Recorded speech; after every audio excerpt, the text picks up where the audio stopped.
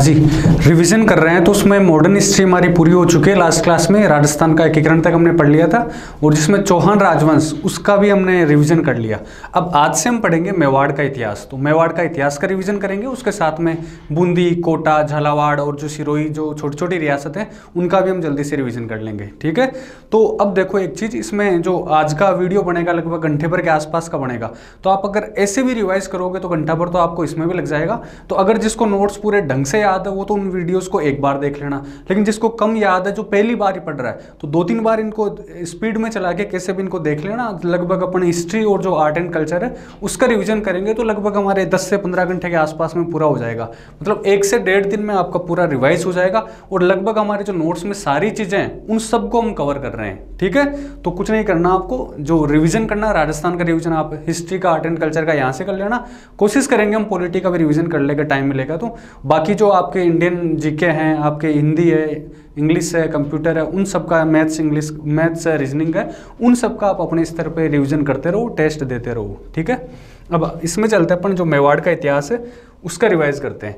तो सबसे पहला क्वेश्चन हमारा, जो दृढ़ राखे धर्म को तिहि राखे करतार, ये किस राजवंश के राज्य चिन्ह में लाइन लिखी हुई है? जो दृढ़ राखे धर्म को, जो अपने धर्म के प्रति दृढ़ रहता है, उसकी तिहि राखे करतार, भगवान भी उसकी क्या करते हैं? रक्षा करते हैं। ये किस राजवंश के राज्य चिन्ह में? जो मेवाड़ राजवंश है उसके राज्य चिन्ह में ये लाइन लिखी हुई है। हम देखें जैसलमेर में यदुवंशियों का शासन था तो वहां लाइन लिखी हुई है छत्राला यादवपति, छत्राला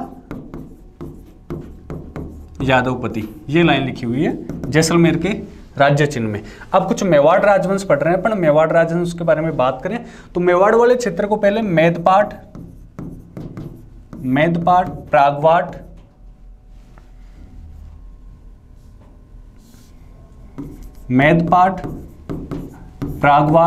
और सिवी प्रदेश भी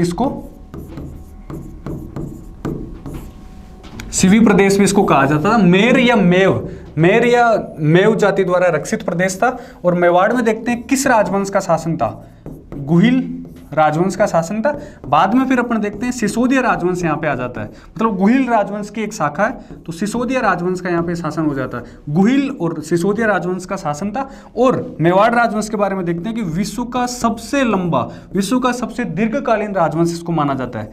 विश्व का दीर्घकालीन राजवंश 566 ईस्वी में इसकी स्थापना होती है और स्वतंत्रता के समय तक ये राजवंश रहता है। विश्व का सबसे दीर्घकालीन राजवंश इसको माना जाता है। कुलदेवी कौन सी है मेवाड़ वाले राजवंश की?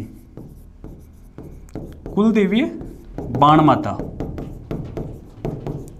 बाणमाता मेवाड़ वाले राजवंश की कुलदेवी है। और फिर अपन मेवाड़ वाले राजवंश के बारे में 1-2 बातें और देखें तो यहाँ के शासक सूर्यवंशी शासक थे। भगवान राम के वंश से रिलेटेड थे, सूर्यवंशी शासक थे और खुद को हिंदुआ सूरज कहा करते थे। हिंदुआ सूरज, ये कुछ बातें करी। और इनके राज चिन्ह में ये लाइन लिखी हुई है, जो दृढ़ राखे धर्म को तिहि राखे करतार। मेवाड़ है उसको मेदपाट, प्रागवाट और सिवी प्रदेश कहा जाता था। मेर या जो मेव जाति उसके द्वारा रक्षित प्रदेश था ये। ठीक है, छत्राला यादवपति जैसलमेर के राजवंश में लाइन लिखी हुई है। मेवाड़ वाले जो शासक थे सूर्यवंशी शासक थे और खुद को हिंदुआ सूरज कहा करते थे। गुहिल या सिसोदिया राजवंश का शासन था मेवाड़ में। गुहिल की एक शाखा थी, सिसोदिया बाद में सिसोदिया शाखा का शासन चलता है। यहाँ पे विश्व का दीर्घकालीन राजवंश माना जाता है और यहाँ की कुल देवी है बाणमाता। आगे चलते हैं अपन, तो आगे देखते हैं गुहिल वंश। अब बात कर रहे हैं जो मेवाड़ वाला गुहिल वंश है उसका वास्तविक संस्थापक किसे माना जाता है? गुहिल या गुहिलादित्य। 566 ईस्वी में गुहिल ने मेवाड़ राजवंश की यहाँ पे स्थापना करी थी, इस शाखा की यहाँ पे स्थापना करी। गुहिल या गुहिलादित्य तो इसका संस्थापक माना जाता है मेवाड़ वाले राजवंश का। लेकिन जो बप्पा रावल जिसका वास्तविक नाम कालभोज है, बप्पा रावल जिसका वास्तविक नाम कालभोज है, इसको माना जाता है वास्तविक संस्थापक। वास्तविक संस्थापक माना जाता है बप्पा रावल को। ठीक है, ये चीज ध्यान रखना। बप्पा रावल के बारे में 2-3 बातें ध्यान रखें कि हारित ऋषि के आशीर्वाद से इन्होंने, हारित ऋषि थे उनका आशीर्वाद लिया और 734 ईस्वी में राजा मान मौर्य को हराया इन्होंने और चित्तौड़ को जीत लिया। राजा मान मौर्य को हराकर चित्तौड़ को जीत लिया। इन्होंने अपनी राजधानी, किसको राजधानी बनाया इन्होंने? नागदा। बप्पा रावल ने नागदा को अपनी राजधानी बनाया। और फिर इनके बारे में 1-2 चीजें और देखते हैं। इन्होंने एक मंदिर बनवाया, एकलिंग नाथ जी का मंदिर। एकलिंगनाथ जी का मंदिर बनवाया वहीं कैलाशपुरी में, और एक मंदिर और बनवाया इन्होंने, सास बहू का मंदिर। सास बहू का मंदिर नागदा में और कैलाशपुरी में एकलिंगनाथ जी का मंदिर। और हम देखते हैं जो मेवाड़ के शासक है खुद को एकलिंगनाथ जी का दीवान मानते थे, खुद को, मतलब राजा तो एकलिंगनाथ जी है मेवाड़ के, और दीवान कौन है, जो मेवाड़ के शासक है। अपन बात कर रहे हैं बप्पा रावल के बारे में, जिनका वास्तविक नाम कालभोज है। इनको वास्तविक संस्थापक माना जाता है गुहिल जो वंश का। और हारित ऋषि के आशीर्वाद से 734 ईस्वी में राजा मान मौर्य को हराकर इन्होंने चित्तौड़ जीत लिया, लेकिन राजधानी इन्होंने चित्तौड़ को नहीं बनाया, इन्होंने राजधानी बनाया नागदा को। एकलिंगनाथ जी का मंदिर बनवाया, सास बहू का मंदिर बनवाया, और एकलिंगनाथ जी का दीवान मानते थे मेवाड़ के शासक। ठीक है। राणा हम्मीर के बारे में बात करें तो राणा हम्मीर राणा साका की स्थापना करी। और जो सिसोदिया राजवंश है, सिसोदिया वंश, वो यहीं से स्टार्ट होता है। जो गुहिल है, बप्पा रावल है, जो फिर उसके बाद में अपन देखते हैं जेत्र सिंह है, पहले अल्लट आता है, जेत्र सिंह है, तेज सिंह है, समर सिंह है, रावल रतन सिंह, यहाँ तक गुहिल वंश चलता है। और फिर राणा हमीर के बाद से क्या चलना स्टार्ट हो जाता है, सिसोदिया राजवंश यहाँ से स्टार्ट हो जाता है। राणा साका की यहाँ पे स्थापना होती है। इनकी कुछ उपाधियों के बारे में अपन ने लास्ट टाइम बात करी थी। विषम घाटी पंचानन, वीर राजा, प्रबल हिंदू राजा, मेवाड़ का उद्धारक राणा हमीर को जाना जाता है। अल्लट मेवाड़ में नौकरशाही की स्थापना करी, मेवाड़ में नौकरशाही की स्थापना करी अल्लट ने, और आहड़ को राजधानी बनाया। इनके बारे में अपन बात करेंगे अभी। चित्तौड़ को सर्वप्रथम राजधानी किसने बनाया, बप्पा रावल। बप्पा रावल ने राजधानी बनाई नागदा को, सबसे पहले नागदा को राजधानी बनाई। चित्तौड़ को जीत लिया था लेकिन राजधानी नहीं बनाया। अल्लट के बारे में अपन देखते हैं कि इसने आहड़ को राजधानी बनाया। हूण राजकुमारी हरिया देवी से विवाह किया था इसने, और सर्वप्रथम नौकरशाही की स्थापना करी मेवाड़ में। जेत्र सिंह के बारे में देखते हैं। जेत्र सिंह ने सर्वप्रथम चित्तौड़ को राजधानी बनाया था, चित्तौड़ को राजधानी बनाया था जेत्र सिंह ने। जेत्र सिंह के बारे में एक दो चीजें देखते हैं अपन। इसके समय हुआ था भूताला का युद्ध। कौन से तला का युद्ध, भूताला का युद्ध। भूताला के युद्ध में जेत्र सिंह का युद्ध हुआ था इल्तुतमिश के साथ। इल्तुतमिश, तो इल्तुतमिश की किसमिस बना दी थी, इल्तुतमिश यहां से हार गया था, और भागते भागते ये जो नागदा था उसको इसने तहस नहस कर दिया था। फिर जेत्र सिंह को राजधानी बनाना पड़ा था, चित्तौड़ को राजधानी बनाना पड़ा था। ठीक है। अब यहाँ पे इसके बारे में तेज सिंह के बारे में एक चीज देख लेते हैं। चित्रित ग्रंथ था इसके समय का, श्रावक प्रतिक्रमण सूत्र चूर्णी। श्रावक प्रतिक्रमण सूत्र चूर्णी। चित्तौड़ को सबसे पहले राजधानी किसने बनाया, बप्पा रावल ने सबसे पहले नागदा को राजधानी बनाया। अल्लट ने आहड़ को बनाया। जेत्र सिंह ने चित्तौड़ को राजधानी बनाया। क्यों, क्योंकि भूताला का युद्ध हुआ था, उसमें इल्तुतमिश से लड़ाई होती है। उसके बाद इल्तुतमिश हार जाता है। ये मेरे को तो बोलने में जोर आ रहा है, इल्तुतमिश ये हार जाता है। फिर भागते भागते यहाँ पे देखते हैं कि ये नागदा को तहस नहस कर जाता है। चित्तौड़ को फिर राजधानी बनाना पड़ा था, किसको, जेत्र सिंह को। तेज सिंह के समय का एक ग्रंथ है श्रावक प्रतिक्रमण सूत्र चूर्णी, चित्रित ग्रंथ है, चित्रकला में भी आप देखोगे इसको। ठीक है। आगे चलते हैं अपन। चित्तौड़ का पहला शाखा कब होता है, देखो यहाँ पे अब काम की बातें खूब सारी आएगी। 1301 में राजस्थान का पहला शाखा होता है, जिसके बारे में अपने लास्ट क्लास में बात करी थी। राजस्थान का पहला शाखा होता है रणथंभौर में। किसने अटैक किया था, एके अलाउद्दीन खिलजी ने अटैक किया था। और शासक कौन था, हमीर हट के लिए जाना जाने वाला हमीर था। और एक बड़ी चीज देखते हैं कि हमीर की बेटी थी देवलदे, पदमला तालाब में कूदकर जल जोहर करती है। ये अपन ने यहाँ पे बात करी थी। 1303 में होता चित्तौड़ का पहला शाखा। 1303 में चित्तौड़ का पहला शाखा होता है। 1534 ईस्वी में चित्तौड़ का दूसरा शाखा होता है। और तीसरा शाखा होता है 1567 से 1568। 67 में अटैक करता है अकबर, और 68 में शाखा होता है। देखो इसमें सारी बात करते हैं अपन। 1303 में अलाउद्दीन खिलजी ने अटैक किया था। शासक कौन था, रावल रतन सिंह शासक था चित्तौड़ का। तो रतन सिंह के नेतृत्व में केसरिया होता है, जौहर होता है रानी पद्मिनी। तो अपन यहाँ पे एक चीज़ देखते हैं कि रानी पद्मिनी की सुंदरता के लिए उसको पाने की चाहत से अलाउद्दीन खिलजी अटैक करता है, लेकिन केवल एक कारण ये नहीं था। यहाँ पे देखते हैं अलाउद्दीन खिलजी एक महत्वाकांक्षी शासक था। वो सिकंदर के समान विश्व विजेता बनना चाहता था, सारी उसकी इच्छाएं थी। चित्तौड़ का सामरिक महत्व भी हम वहाँ पे देखते हैं। तो इसलिए अलाउद्दीन खिलजी ने अटैक किया था। अलाउद्दीन खिलजी ने अटैक किया था। रतन सिंह के नेतृत्व में केसरिया होता है, पद्मिनी के नेतृत्व में जौहर होता है। और यहाँ पे अपन एक चीज देखते हैं, गोरा बादल वो वीर गति को प्राप्त होते हैं। पहले साके से रिलेटेड बात 1534 में देखते हैं, दूसरा साका होता है तो गुजरात का बहादुर शाह यहां पे आता है। तो पहले 1533 ईस्वी में आता है। तो उस समय शासक कौन था? विक्रमादित्य शासक था, राणा सांगा का पुत्र विक्रमादित्य शासक था। और इसकी संरक्षिका थी हाड़ी रानी कर्मावती। तो देखो अब यहाँ पे 1534 में देखते हैं, 1533 में बहादुर शाह अटैक करता है। विक्रमादित्य शासक था, बिल्कुल कम उम्र का शासक था। हाड़ी रानी कर्मावती इसकी माताजी थी, वो इसकी संरक्षिका थी। तो उस समय तो यहाँ पे देखते हैं रणथंभौर का किला इस बहादुर शाह को देते हैं कि रणथंभौर का किला ले, तो भाग जाए यहाँ से, अब की बार मत आना। लेकिन ये अगले साल फिर से आ जाता है। इस समय होता है चित्तौड़ का दूसरा साका। चित्तौड़ में 3 साके हुए थे, एक चीज ध्यान रखना, चित्तौड़ में 1, 2, 3 साके हुए थे, ठीक है। अब बहादुर शाह अटैक कर रहा है वापस से। हाड़ी रानी कर्मावती के नेतृत्व में होगा जौहर और देवलिया का बाघ सिंह इसके नेतृत्व में यहाँ पे होता है केसरिया, देवलिया के बाघ सिंह के नेतृत्व में। दूसरा साका 1534 ईस्वी। 1567-68 में तीसरा साका होता है। 67 में अटैक करता है अकबर, 68 में साका होता है। ये साका होता है अकबर के द्वारा इस समय अटैक किया गया था। शासक था उदय सिंह, वही उदय सिंह जो महाराणा प्रताप के पिताजी हैं, और वही उदय सिंह जिनमें अपन देखते हैं उड़ना राजकुमार पृथ्वीराज का पुत्र बनवीर। तो बनवीर इसको मारने के लिए आता है, छोटा ही था। तो पन्नादाई यहाँ देखते हैं अपने पुत्र चंदन की बलि देकर उदय सिंह को बचा लेती है। तो उदय सिंह जैसे एक बार अटैक करता है, खुद गिरवा की पहाड़ियों में चला जाता है और जयमल वगैरह को यहाँ पे अपना शासन सौंप के चला जाता है। तो यहाँ पे केसरिया किसके नेतृत्व में? जयमल प्लस फत्ता के नेतृत्व में होता है यहाँ पे केसरिया। और जो फत्ता जी की रानी है, पत्नी है फूलकंवर, उनके नेतृत्व में होता है जौहर। एक चीज देखते हैं, इस युद्ध में जयमल जख्मी हो जाते हैं। उसके बाद में जयमल को कल्ला राठौड़ के कंधे पे बैठ के युद्ध करते हैं। इसलिए कल्ला राठौड़ को अपन बोलते हैं 4 हाथों का लोक देवता,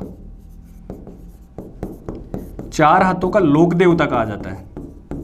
इसमें अपन बहुत काम की चीज देख चुके हैं इस क्वेश्चन में। और शेषनाग का अवतार भी कहा जाता है। जयमल और फत्ता इनकी जो वीरता से प्रसन्न होकर अकबर इनकी मूर्तियां इनकी गजारूढ़ मूर्तियां आगरा के किले के बाहर लगवाता है। और देखते हैं बीकानेर का जो रायसिंह है, बीकानेर का किला है जूनागढ़, उसके बाहर भी जयमल और फत्ता की मूर्तियां लगाता है, ठीक है। अपन ने क्या क्या बातें करी यहाँ पे। चित्तौड़ का पहला साका, राजस्थान का पहला साका होता है 1301 ईस्वी में। राजस्थान का पहला साका रणथंभौर में होता है। अलाउद्दीन खिलजी अटैक करता है। हमीर हट यहाँ पे शासक होता है। हमीर अपने जो हट के लिए जाना जाता है वो हमीर हट, ठीक है।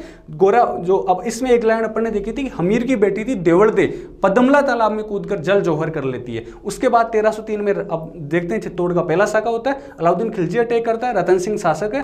रानी पद्मिनी यहाँ की उस रानी है जिसके नेतृत्व में जौहर होता है। गोरा बादल वीरगति को प्राप्त होते हैं। दूसरा साका जो गुजरात का बहादुर शाह वो अटैक करता है। विक्रमादित्य शासक था। हाड़ी रानी कर्मावती उसमें उसकी माता थी। तो उसने हुमायूं से यहाँ पे मदद मांगी थी, लेकिन हुमायूं यहाँ से मदद नहीं कर पाता है। उसके बाद फिर अपन देखते हैं कि बाघ सिंह के नेतृत्व में यहाँ पे केसरिया होता है। हाड़ी रानी कर्मावती के नेतृत्व में जौहर होता है। तीसरा साका होता है उस समय 67-68 में अकबर अटैक करता है। उदय सिंह शासक था। जयमल फत्ता के नेतृत्व में केसरिया होता है। फूल कंवर के नेतृत्व में जौहर होता है। जयमल जख्मी था, इसलिए कल्ला राठौड़ के कंधों पर बैठकर युद्ध लड़ता है। 2 हाथ कल्ला राठौड़ के, 2 हाथ जयमल के, इसलिए 4 हाथों का उसको लोक देवता कहा जाता है। शेषनाग का अवतार भी कहा जाता है इसको। जयमल और फत्ता की मूर्तियां हैं जो आगरा किले के बाहर अकबर लगवाता है, और जूनागढ़, बीकानेर के जूनागढ़ के बाहर राय सिंह लगवाता है जयमल और फत्ता की मूर्तियां। ध्यान रखना, इसमें जो 4 क्वेश्चन है इनमें अपन ने बहुत सारी बातें कर ली है। एक तरफ किताब है, एक तरफ रचयिता है। जो पद्मावत किताब है वो लिखी गई है मलिक मोहम्मद जायसी। मल्लिका, जायसी की नहीं जायसी, मल्लिका कौन है? रानी पद्मिनी। इस तरीके से इसको याद कर सकते हो। मल्लिका जायसी की नहीं जायसी, नहीं जायसी, ठीक है। मलिक मोहम्मद जायसी 1540 में इसने किताब लिखी अवधी भाषा में। अवधी भाषा में इसने किताब लिखी पद्मावत, ठीक है। इसी में ये जो मलिक मोहम्मद जायसी है वही इस कहानी का जिक्र करता है कि जो पद्मिनी की सुंदरता के लिए अलाउद्दीन खिलजी चित्तौड़ पर अटैक करता है, ठीक है। वो सब बातें अपन ने पद्मावत में रानी पद्मिनी के बारे में 2-4 बातें कर लेते हैं अपन।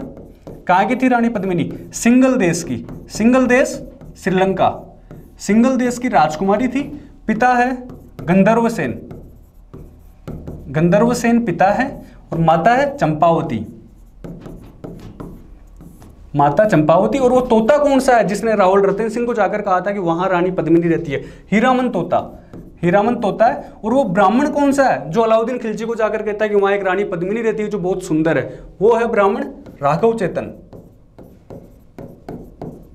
ठीक है।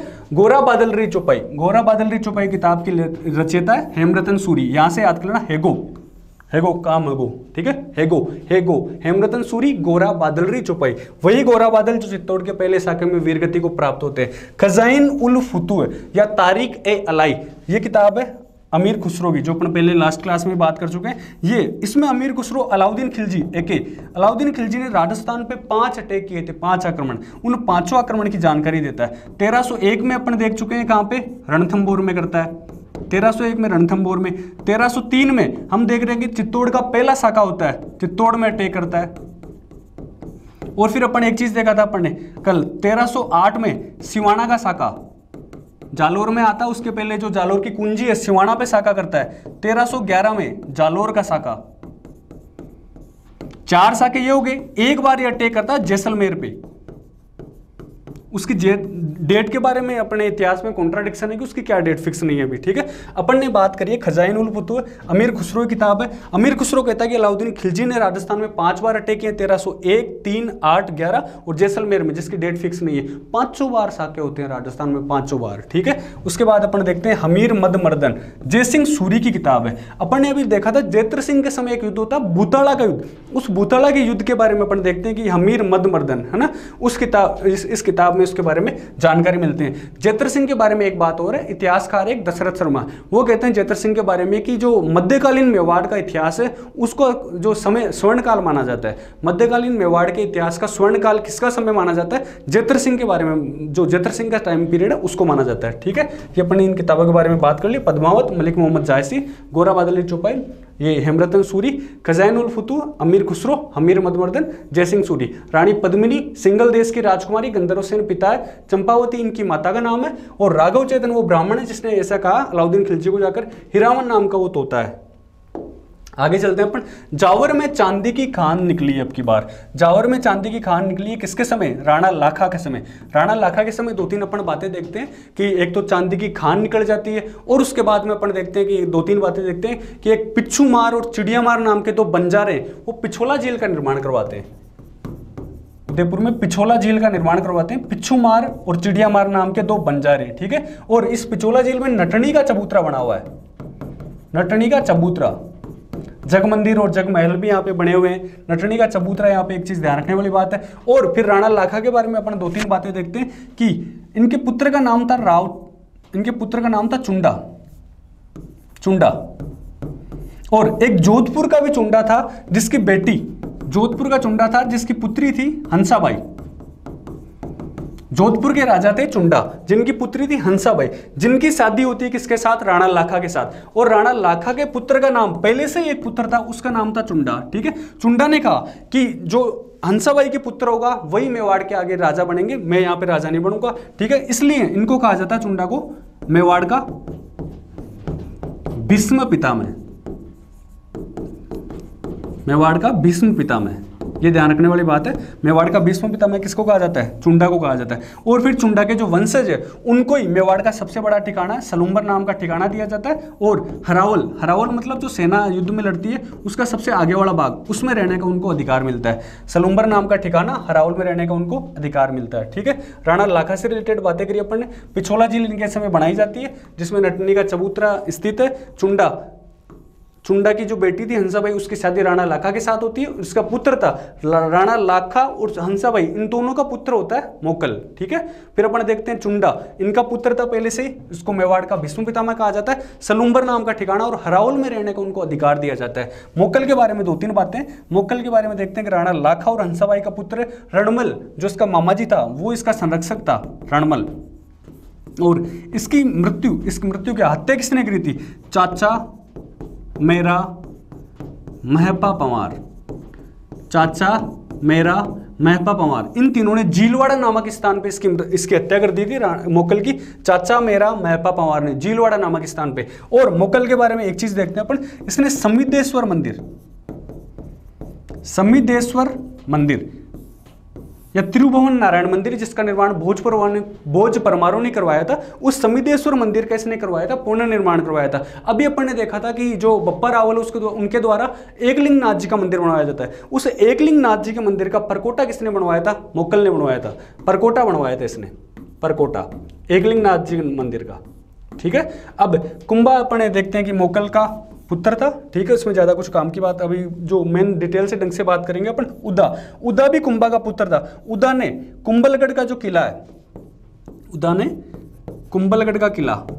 कुंभलगढ़ के किले में जो मामादेव कुंड है, वहां पे कुंभा की हत्या कर दी थी उदा ने। तो ये कहलाता मेवाड़ का पितृहंता। पिताजी की हत्या कर दी तो मेवाड़ का पितृहंता कहलाता है। मोकल के बारे में बात करी, रणमल इसका संरक्षक था। चाचा मेरा महपा पंवार ने इस जीलवाड़ा नामक स्थान पे इसकी हत्या कर दी। और फिर अपन देखते हैं कुंभा, जो कुंभा का पुत्र था उदा, उसने कुंभा की हत्या कर दी कुंभलगढ़ किले के मामादेव कुंड के पास में। मेवाड़ का पितृहंता कहलाता है। और मोकल के बारे में एक बात और देखी थी अपन ने, ये परकोटा बनवाता है एकलिंग नाथ जी के मंदिर का। आगे चलते हैं अपन, सारंगपुर का युद्ध आ गया। सारंगपुर का युद्ध होता है 1437 ईस्वी में। इसमें विजय मिलती है किसको? कुंभा को। इस विजय के उपलक्ष्य में कुंभा ने एक इमारत का निर्माण करवाया था। कौन सी इमारत है वो अपने इसमें देखते हैं। दो चीज, एक चीज इसमें ध्यान रखना, साकी चिकू। सा से सारंगपुर युद्ध, की से कीर्ति स्तंभ, जिसको क्या बोलते हैं? विजय स्तंभ या कीर्ति स्तंभ एक ही बात है, ध्यान रखना। यहाँ पे जैन कीर्ति स्तंभ अलग चीज है, विजय स्तंभ कीर्ति स्तंभ एक ही बात है। सा से सारंगपुर विजय के उपलक्ष्य में, की से कीर्ति स्तंभ, चीज से चित्तौड़गढ़ के किले में स्थित है। कहां पे स्थित है? चित्तौड़गढ़ के किले में। यह भी चित्तौड़गढ़ के किले में स्थित है। और कूच से कुंभा ने इसका निर्माण करवाया था। सारंगपुर विजय के उपलक्ष्य में विजय स्तंभ या कीर्ति स्तंभ भगवान विष्णु को समर्पित है। विष्णु की मूर्तियां हैं तो इसको विष्णु ध्वज या गरुड़ ध्वज भी कहा जाता है। और खूब सारी मूर्तियां होने के कारण मूर्तियों का अजायबघर और भारतीय मूर्तिकला का विश्व कोश भी इसको कहा जाता है। ठीक है, कितने मंजिला? 9 मंजिला इमारत है, ध्यान रखना। कौन सी? विजय स्तंभ 9 मंजिला इमारत है। और जेता, पुंजा, नापा, पोमा, ये इसके वास्तुकार थे। जेता और उसके पुत्र इसके वास्तुकार थे। और महेश और अत्रि इन्होंने इसकी कुंभलगढ़ प्रशस्ति की रचना करी थी। ठीक है, विजय स्तंभ या कीर्ति स्तंभ के बारे में 2-4 बातें और करें। मेवाड़ का महाराणा स्वरूप सिंह ने इसका पुनर्निर्माण करवाया था। चौपन, जिसका नाम देखते हैं 1857 की क्रांति में जो अंग्रेजों को उसने शरण दी थी। ठीक है, स्वरूप सिंह ने। उसके बाद में अपन और बातें करें यहाँ पे। कर्नल जेम्स टोड इसकी तुलना करता है कुतुब मीनार से तुलना करता है। और एक फर्ग्यूसन है, फर्ग्यूसन इसको कहता है रोम के जो टार्जन है, रोम का टार्जन से भी इसको श्रेष्ठ बताता है। ठीक है, यहां पे एक चीज बात करिए अपन ने। और फिर अपन देखते हैं, एक तो राजस्थान पुलिस और राजस्थान माध्यमिक शिक्षा बोर्ड RBSC, उसका प्रतीक चिन्ह माना जाता है किसको? विजय स्तंभ या कीर्ति स्तंभ को। राजस्थान का पहला डाक टिकट इस पर जारी किया। राजस्थान का पहला डाक टिकट जारी किया गया विजय स्तंभ या कीर्ति स्तंभ के बारे में। खूब सारी बातें कर ली अपन ने। सारंगपुर विजय के उपलक्ष्य में 1437 में कुंभा ने यह बनवाया। अब ये सारंगपुर विजय मिली है किसके खिलाफ मिली है? मालवा का महमूद खिलजी प्रथम।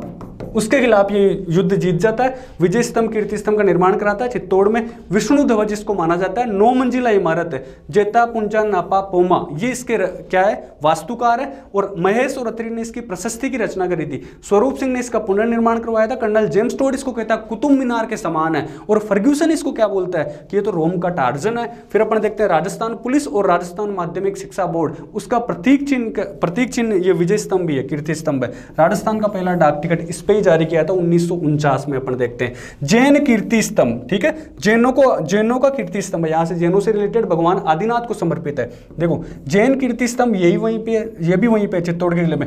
ये 9 मंजिला इमारत है, ये 7 मंजिला इमारत है, ठीक है, 7 मंजिला इमारत। ये विजय स्तंभ या कीर्ति स्तंभ कुंभा के टाइम बनाया जाता है 1440 से 1448 के बीच में। इसका निर्माण होता है 12वीं सदी में, 12वीं सदी में इसका निर्माण होता है। किसका? जैन कीर्ति स्तंभ का, ठीक है। और ये भगवान विष्णु को समर्पित है। और ये आदिनाथ जो जैनों के प्रथम तीर्थंकर है, आदिनाथ को समर्पित है, ठीक है। इसका निर्माण कुंभा ने करवाया था और इसका निर्माण करवाया था जीजा शाह बघेरवाल, एक जैन व्यापारी था, जीजा शाह बघेरवाल, जीजा शाह बघेरवाल ने इसका निर्माण करवाया था, जीजा शाह बघेरवाल ने। कुंभ स्वामी मंदिर, कुंभा के स्वामी, और कुंभा के स्वामी कौन है? विष्णु। तो कुंभा के स्वामी विष्णु जी का मंदिर है। कुंभा ने इस जो इन मंदिर कुंभ स्वामी मंदिर का निर्माण 3 जगह करवाया। कूची मतलब अपन क्या बोलते हैं? चाबी। कूची बोलते हैं ना, चाबी, कूची, है ना।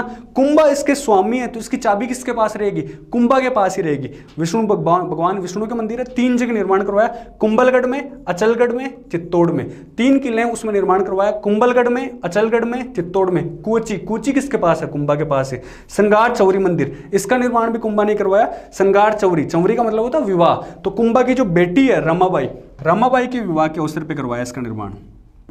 कुंभा की बेटी है रमाबाई एक संगीतज्ञ थी, ठीक है। इनको जावर का परगना दिया गया था। और इनके बारे में देखते हैं, वागीश्वरी की उपाधि इनको दी गई थी, वागीश्वरी की उपाधि। संगार चौरी मंदिर रमाबाई के विवाह के स्तर पर।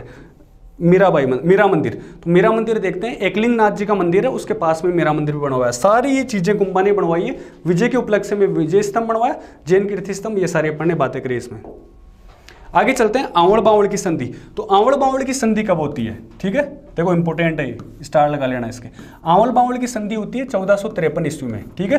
किस किस के बीच में होती है? एक तरफ मेवाड़ की तरफ से तो आता है कुंभा, प्लस जोधपुर या मारवाड़ की तरफ से आता है जिसने जोधपुर की स्थापना करी, जोधा, ठीक है।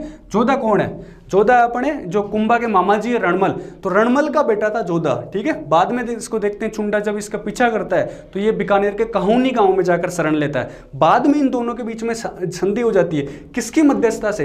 हंसाबाई मध्यस्थता करती है, हंसाबाई की मध्यस्थता से।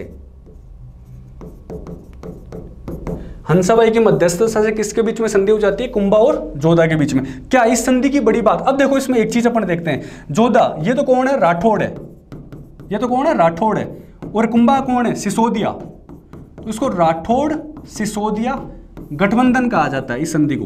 राठौड़ सिसोदिया गठबंधन कौन है? आवड़ बावड़ की संधि है, ठीक है। एक चीज इसको और बोला जाता है, एक तो राठौड़ सिसोदिया इसको गठबंधन कहा जाता है। कुंभा और जोधा के बीच में ये संधि होती है, किसकी मध्यस्थता से? हंसाबाई की मध्यस्थता से ये संधि होती है, ठीक है। अपन इसमें एक चीज और देखते हैं कि जो ये 1453 की संधि होती है, इसमें क्या? कुंभा का बेटा रायमल, और जोधा की पुत्री है श्रृंगार कंवर।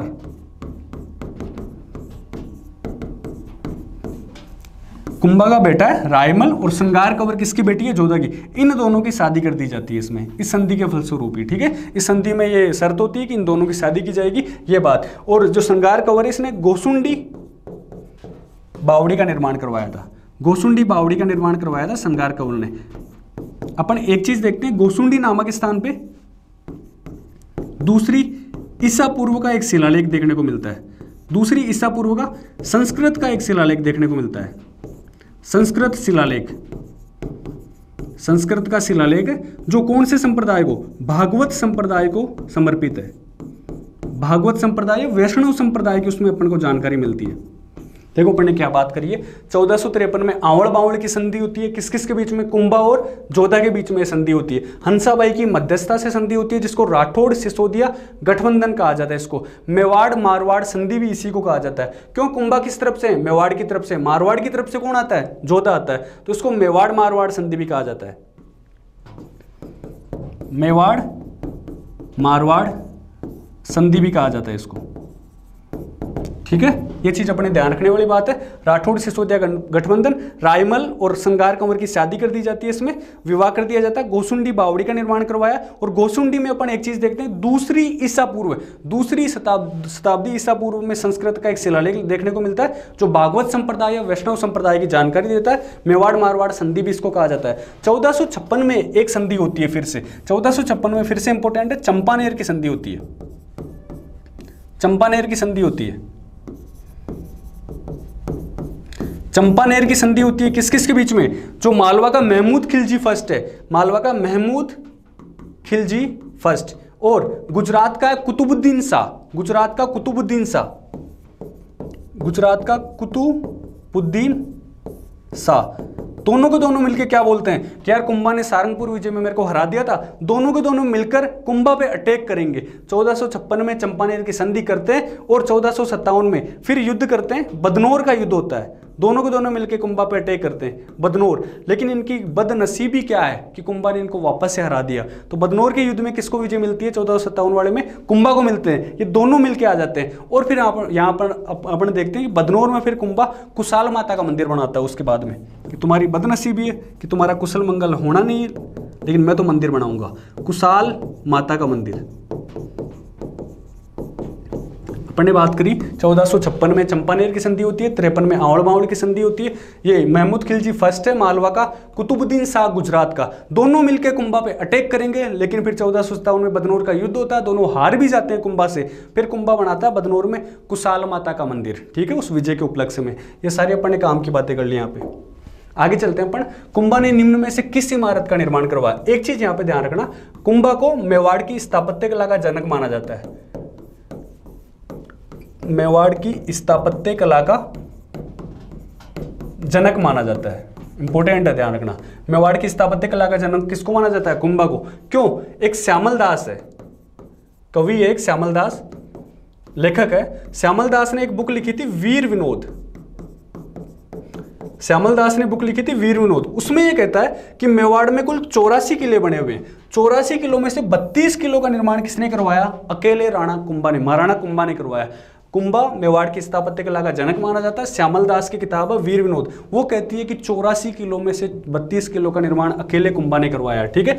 कुंभलगढ़ दुर्ग का निर्माण किसने कराया, राणा कुंभा ने करवाया। अचलगढ़ दुर्ग का पुनर्निर्माण करवाया। क्वेश्चन आया हुआ, ध्यान रखना एक बारी, कि अचलगढ़ किले का पुनर्निर्माण किसने, निर्माण नहीं, निर्माण तो पहले से हो रखा था, पुनर्निर्माण किसने कराया, कुंभा ने करवाया। बसंती, मचान, भूमर दुर्ग, इन सब का भी निर्माण किसने कराया, कुंभा ने कराया। ये कुंभलगढ़ दुर्ग का है, ये राजसमंद में, राजसमंद में अचलगढ़, बसंती और मचान, ये तीनों के तीनों कहाँ है, ये तीनों के तीनों सिरोही में, और डूंगरपुर बांसवाड़ा उसकी सीमा पे भोमर दुर्ग है, ठीक है। तो यहां इसको ऐसे याद कर सकते हो, बसंती मचान मंच पर अचल होकर भूमिया जी के गाने पर नाचती है, ठीक है। बसंती मचान मंच पर अचल होकर भूमिया जी गाने पर नाचती है। कुल मिला के कुंभलगढ़, अचलगढ़, बसंती, मचान, भोमट, सारे दुर्गों का निर्माण किसने करवाया, कुंभा ने, इसका पुनर्निर्माण करवाया। कुंभलगढ़ दुर्ग के बारे में 2-3 बातें अपन और कर लेते हैं कुंभलगढ़ दुर्ग के बारे में, ठीक है। यहां पे देखते हैं राजसमंद में ये अपना जो कुंभलगढ़ दुर्ग है, इसकी दीवार चीन की दीवार के बाद में विश्व की दूसरी सबसे लंबी दीवार है। दीवार की लंबाई है 36 किलोमीटर। इंपॉर्टेंट है, क्वेश्चन आया हुआ है, एक बार ध्यान रखना है। कुंभलगढ़ दीवार की लंबाई कितनी है, 36 किलोमीटर। और एक चीज देखते हैं, इसका वास्तुकार कौन है, मंडन ने इसको मांड दिया। वास्तुकार मंडन है, और महेश ने कुंभलगढ़ प्रशस्ति की रचना करी, ठीक है। प्रशस्ति मतलब महेश ने महान बातें करी यहाँ पे मेवाड़ राजवंश के बारे में। तो प्रशस्ति किसने लिखी, महेश ने। मंडन कौन है, वास्तुकार, ठीक है। इसको कहा जाता है मेवाड़ मारवाड़ सीमा का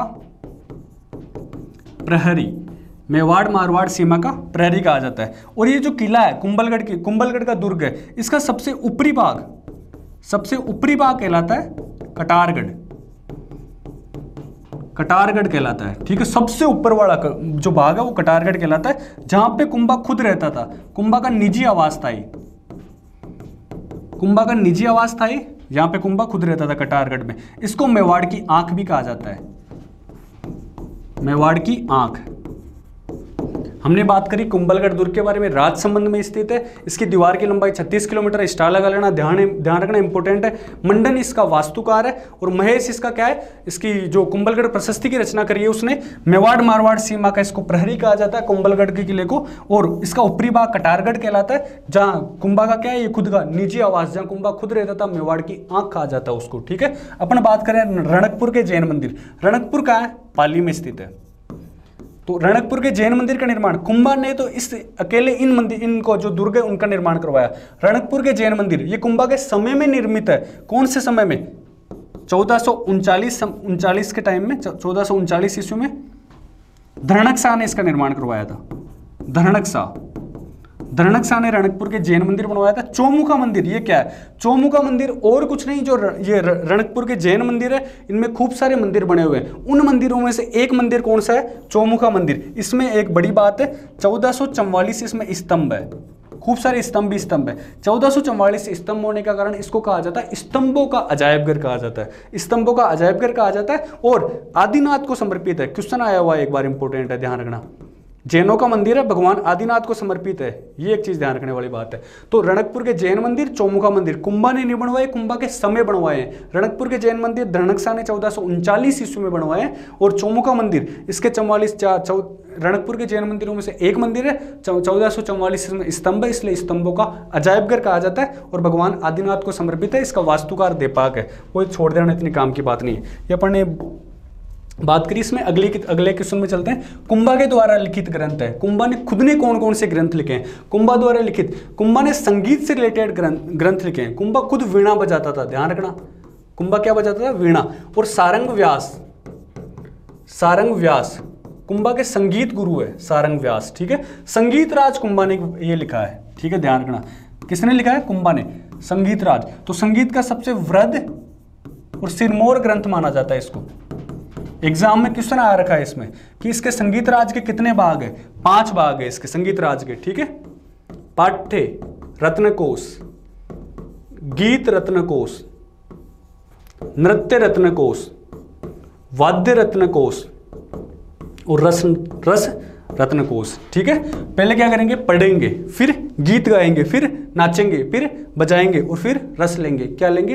रस लेंगे, ठीक है। तो पाठ्य रत्नकोश, गीत रत्नकोश, नृत्य, वाद्य और रस, 5 भाग है संगीत राज के। आप तो इतना ध्यान रख लेना, संगीत राज के कितने भाग है? 5। किसने लिखा है? खुद कुंभा ने लिखा है संगीत ग्रंथ। कुंभा खुद वीणा बजाता था और सारंग व्यास इसके संगीत गुरु थे, ठीक है। वृद्ध और सिरमौर ग्रंथ है। संगीत सुधा ये भी कुंभा ने लिखा है। संगीत मीमांसा ये भी कुंभा ने लिखा। सारे के सारे जो ग्रंथ है वो कुंभा ने लिखे हैं। उसके बाद में अपन एक चीज और देखते हैं। जयदेव ने एक किताब लिखी थी गीत गोविंद, ये इंपॉर्टेंट है, ध्यान रखना भाई। जयदेव ने किताब लिखी थी गीत गोविंद, उस पर टीका लिखी थी रसिक प्रिया नाम से। किसने? कुंभा ने। तो कुंभा बहुत शानदार आदमी रहा अपने मेवाड़ के इतिहास में, ये इंपॉर्टेंट है। जयदेव ने किताब लिखी है गीत गोविंद, उस पे रसिक प्रिया नाम से टीका किसने लिखी है? कुंभा ने लिखी है, ठीक है। संगीत राज, संगीत सुधा, संगीत मीमांसा, सूढ़ प्रबंध, कामराज रतिसार, खूब सारी किताबें लिखी है कुंभा ने, ठीक है। जयदेव की गीत गोविंद पर ये रसिक प्रिया नाम की टीका लिखी है। चंडी शतक वगैरह और भी टीकाएं लिखी है। ये अपन को इतना ध्यान रखना, कुंभा ने किताबें लिखी है। कुंभा के दरबारी विद्वान निम्न में से कौन सा है? मंडन, नाथा, गोविंद, कानाव्यास, रमाबाई, उपयुक्त सभी। सारे के सारे कौन है? कुंभा के दरबारी विद्वान है। मंडन कौन है? ये शिल्पी था, वास्तुशास्त्री था ये, ठीक है। मंडन, ध्यान रखना, इंपॉर्टेंट है, कुंभा का दरबारी था, ठीक है। इसने कुछ किताबें लिखी, इसने भी वास्तुसार। अब शिल्पी था तो ऐसी किताबें लिखेगा, वास्तुसार, प्रसाद मंडन,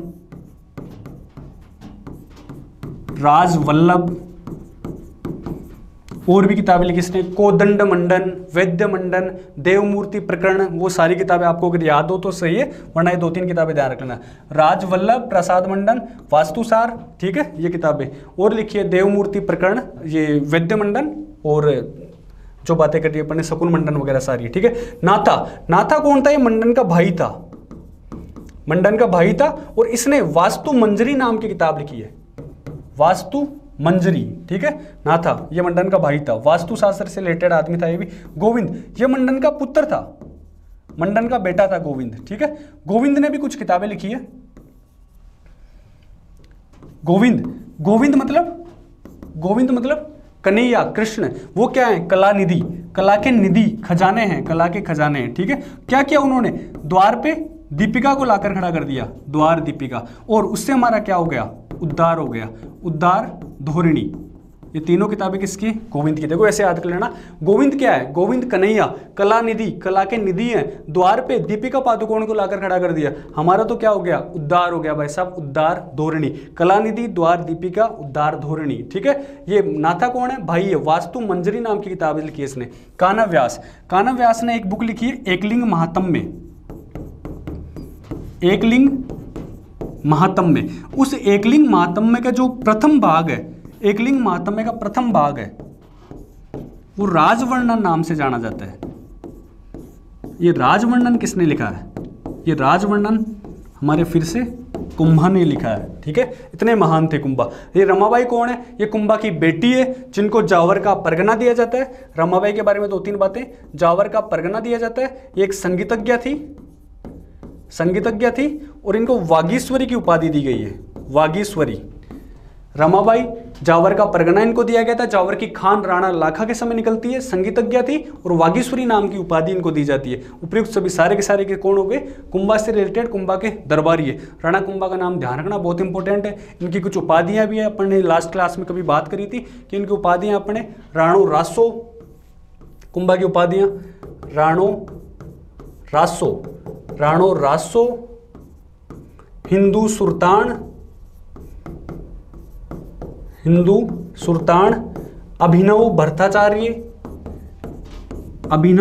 भट्टाचार्य, हालगुरु, दानगुरु, छापगुरु,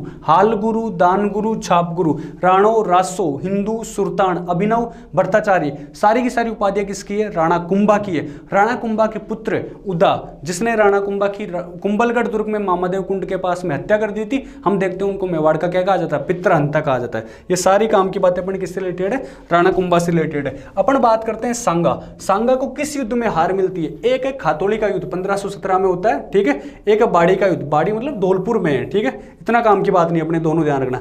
ये दिल्ली का इब्राहिम लोदी, उसको हरा दिया था, किसने, सांगा ने हरा दिया था, ठीक है।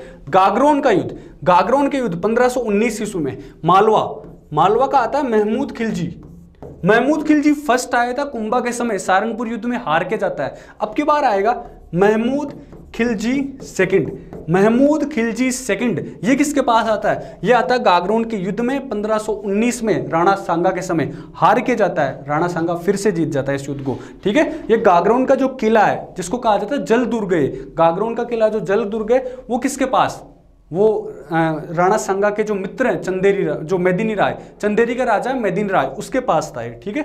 बयाना का युद्ध, ध्यान रखना, ये दोनों पूछे जाते हैं। बयाना और खानवा, ये दोनों की दोनों जगह भरतपुर में, बयाना और खानवा दोनों की दोनों कहाँ है, भरतपुर में। बयाना का युद्ध, खानवा का युद्ध, दोनों के दोनों युद्ध होते हैं बाबर के साथ। पहला युद्ध, उसमें तो बयाना के युद्ध में न तो राणा सांगा आता है न बाबर आता है, इनकी सेनाएं लड़ती है, इसमें राणा सांगा जीत जाता है। लेकिन जो खानवा का युद्ध है, इसमें राणा सांगा हार जाता है। ध्यान रखना, सांगा को किस युद्ध में हार मिली है, ये जो खानवा के युद्ध में, इसमें इंपॉर्टेंट है, ये डेट ध्यान रखना, बहुत क्वेश्चन आते हैं खानवा के युद्ध से रिलेटेड, ठीक है।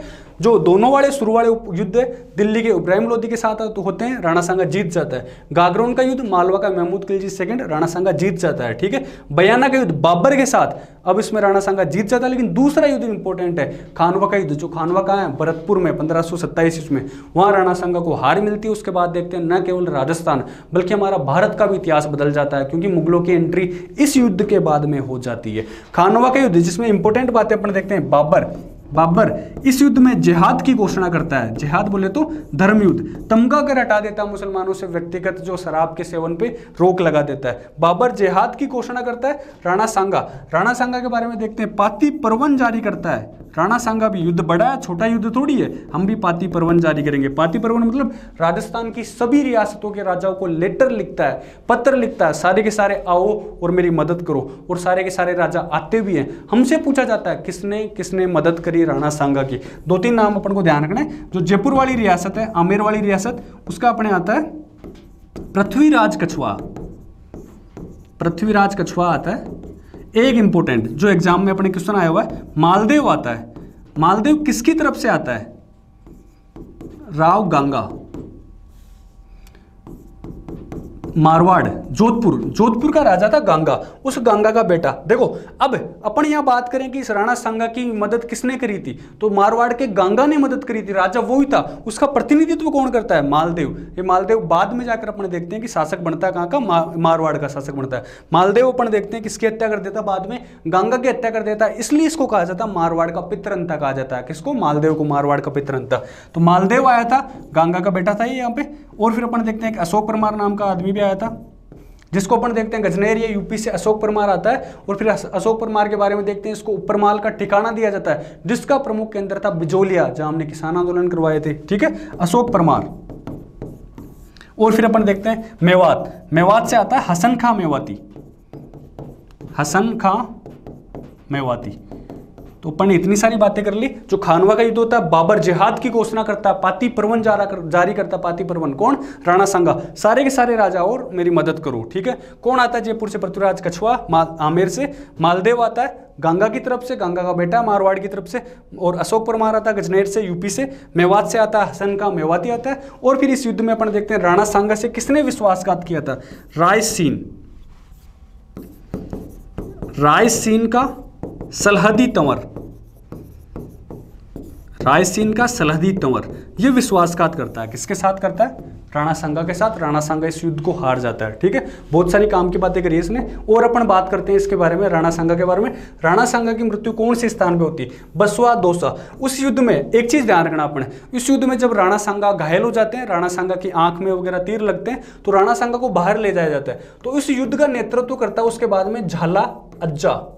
2 नाम है, एक झाला अज्जा और एक झाला बीदा। जब महाराणा प्रताप हल्दीघाटी के युद्ध में महाराणा प्रताप बाहर जाते हैं, तो झाला बीदा युद्ध का नेतृत्व करते हैं। लेकिन जो खानवा का युद्ध होता है उसमें राणा सांगा बाहर जाते हैं, तो झाला अज्जा युद्ध का नेतृत्व करते हैं। ध्यान रखना, दोनों का नाम कंफ्यूज मत होना इसमें। तो बसवा दौसा नामक स्थान पर जब ये घायल हो जाते हैं, तो उनको उस समय लाया जाता है। घायल होने के बाद में राणा सांगा को इस स्थान पे खानवा के युद्ध के बाद में इरीच, जो एमपी में एक स्थान है इरीच नामक स्थान पे अपन देखते हैं राणा सांगा कहता है कि मैं युद्ध की तरफ वापस से युद्ध में जाऊंगा। जैसे थोड़ा होश आता है, तो इनके साथी सरदार थे, उन्होंने राणा सांगा को जहर दे दिया था। ठीक है, इरीच। कालपी नामक स्थान, किस स्थान पर इनकी मृत्यु हुई है? कालपी नामक स्थान। इस समय कालपी नामक स्थान पे काल को प्राप्त हो जाते हैं, ऐसे याद कर लेना, काल को प्राप्त हो जाते हैं। कौन? राणा सांगा। तो 1528 ईस्वी में राणा सांगा की मृत्यु हो जाती है। कहां पर? कालपी नामक स्थान पर। यह भी मध्य प्रदेश में पड़ता है। मांडलगढ़ पड़ता है अपने भीलवाड़ा में। यहां राणा सांगा की समाधि या फिर अपन कहें छतरी, यहाँ राणा सांगा की क्या है? छतरी है। ठीक है, राणा सांगा की छतरी क्या है? मांडलगढ़ भीलवाड़ा में। ठीक है, मांडलगढ़ भीलवाड़ा से रिलेटेड मैं एक बात और बताऊं आपको। जो 1857 की क्रांति पड़ी थी, उसमें अपन ने पढ़ा था तांत्या टोपे।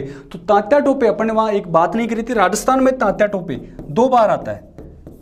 तांत्या टोपे राजस्थान में 2 बार आता है। क्रांति के समय, 1857 क्रांति के समय सबसे पहले कहाँ आता हो? मांडलगढ़ में। सबसे पहले मांडलगढ़ में आता तांत्या टोपे। और फिर अपन देखते हैं सिक्कर के सामंत ने उसकी मदद करी थी। उसके जो बदले में वहां देखते हैं कि जो अंग्रेजों ने सिक्कर के सामंत को फांसी की सजा दे दी थी, और सिक्कर में तांत्या टोपे की छतरी बनी हुई है। ये ध्यान रखना इंपॉर्टेंट है भाई साहब, सिक्कर में तांत्या टोपे की छतरी बनी हुई है। ये अपन ने बात नहीं करी थी। अपन ने बात करी बसवा और दौसा वाले स्थान पर इनको घायल होने के बाद लाया जाता है। युद्ध में जैसे ही हटते हैं, झाला अज्जा ये क्या करता है? युद्ध का नेतृत्व करता है। और झाला बीदा ये युद्ध का नेतृत्व करते हैं महाराणा प्रताप के बाद में, हल्दीघाटी के युद्ध युद्ध में इरीच नामक जो मध्य प्रदेश में स्थान है वहां इनको जहर दे दिया जाता है। कालपी नामक स्थान है 1528 में, वहां देखते हैं इनकी मृत्यु हो जाती है, काल को प्राप्त हो जाते हैं। और फिर मांडलगढ़ भीलवाड़ा, मांडलगढ़ में मांड दिया किसको, राणा सांगा को, उनकी छतरी बना दी, उनकी समाधि बना दी। मांडलगढ़ मांड दिया, वहां पे इनकी क्या है, छतरी समाधि है। और तात्या टोपे के बारे में बात करें, राजस्थान में 2 बार आया था, सबसे पहले मांडलगढ़ भीलवाड़ा में आता है और इनकी छतरी कहां है तात्या टोपे की,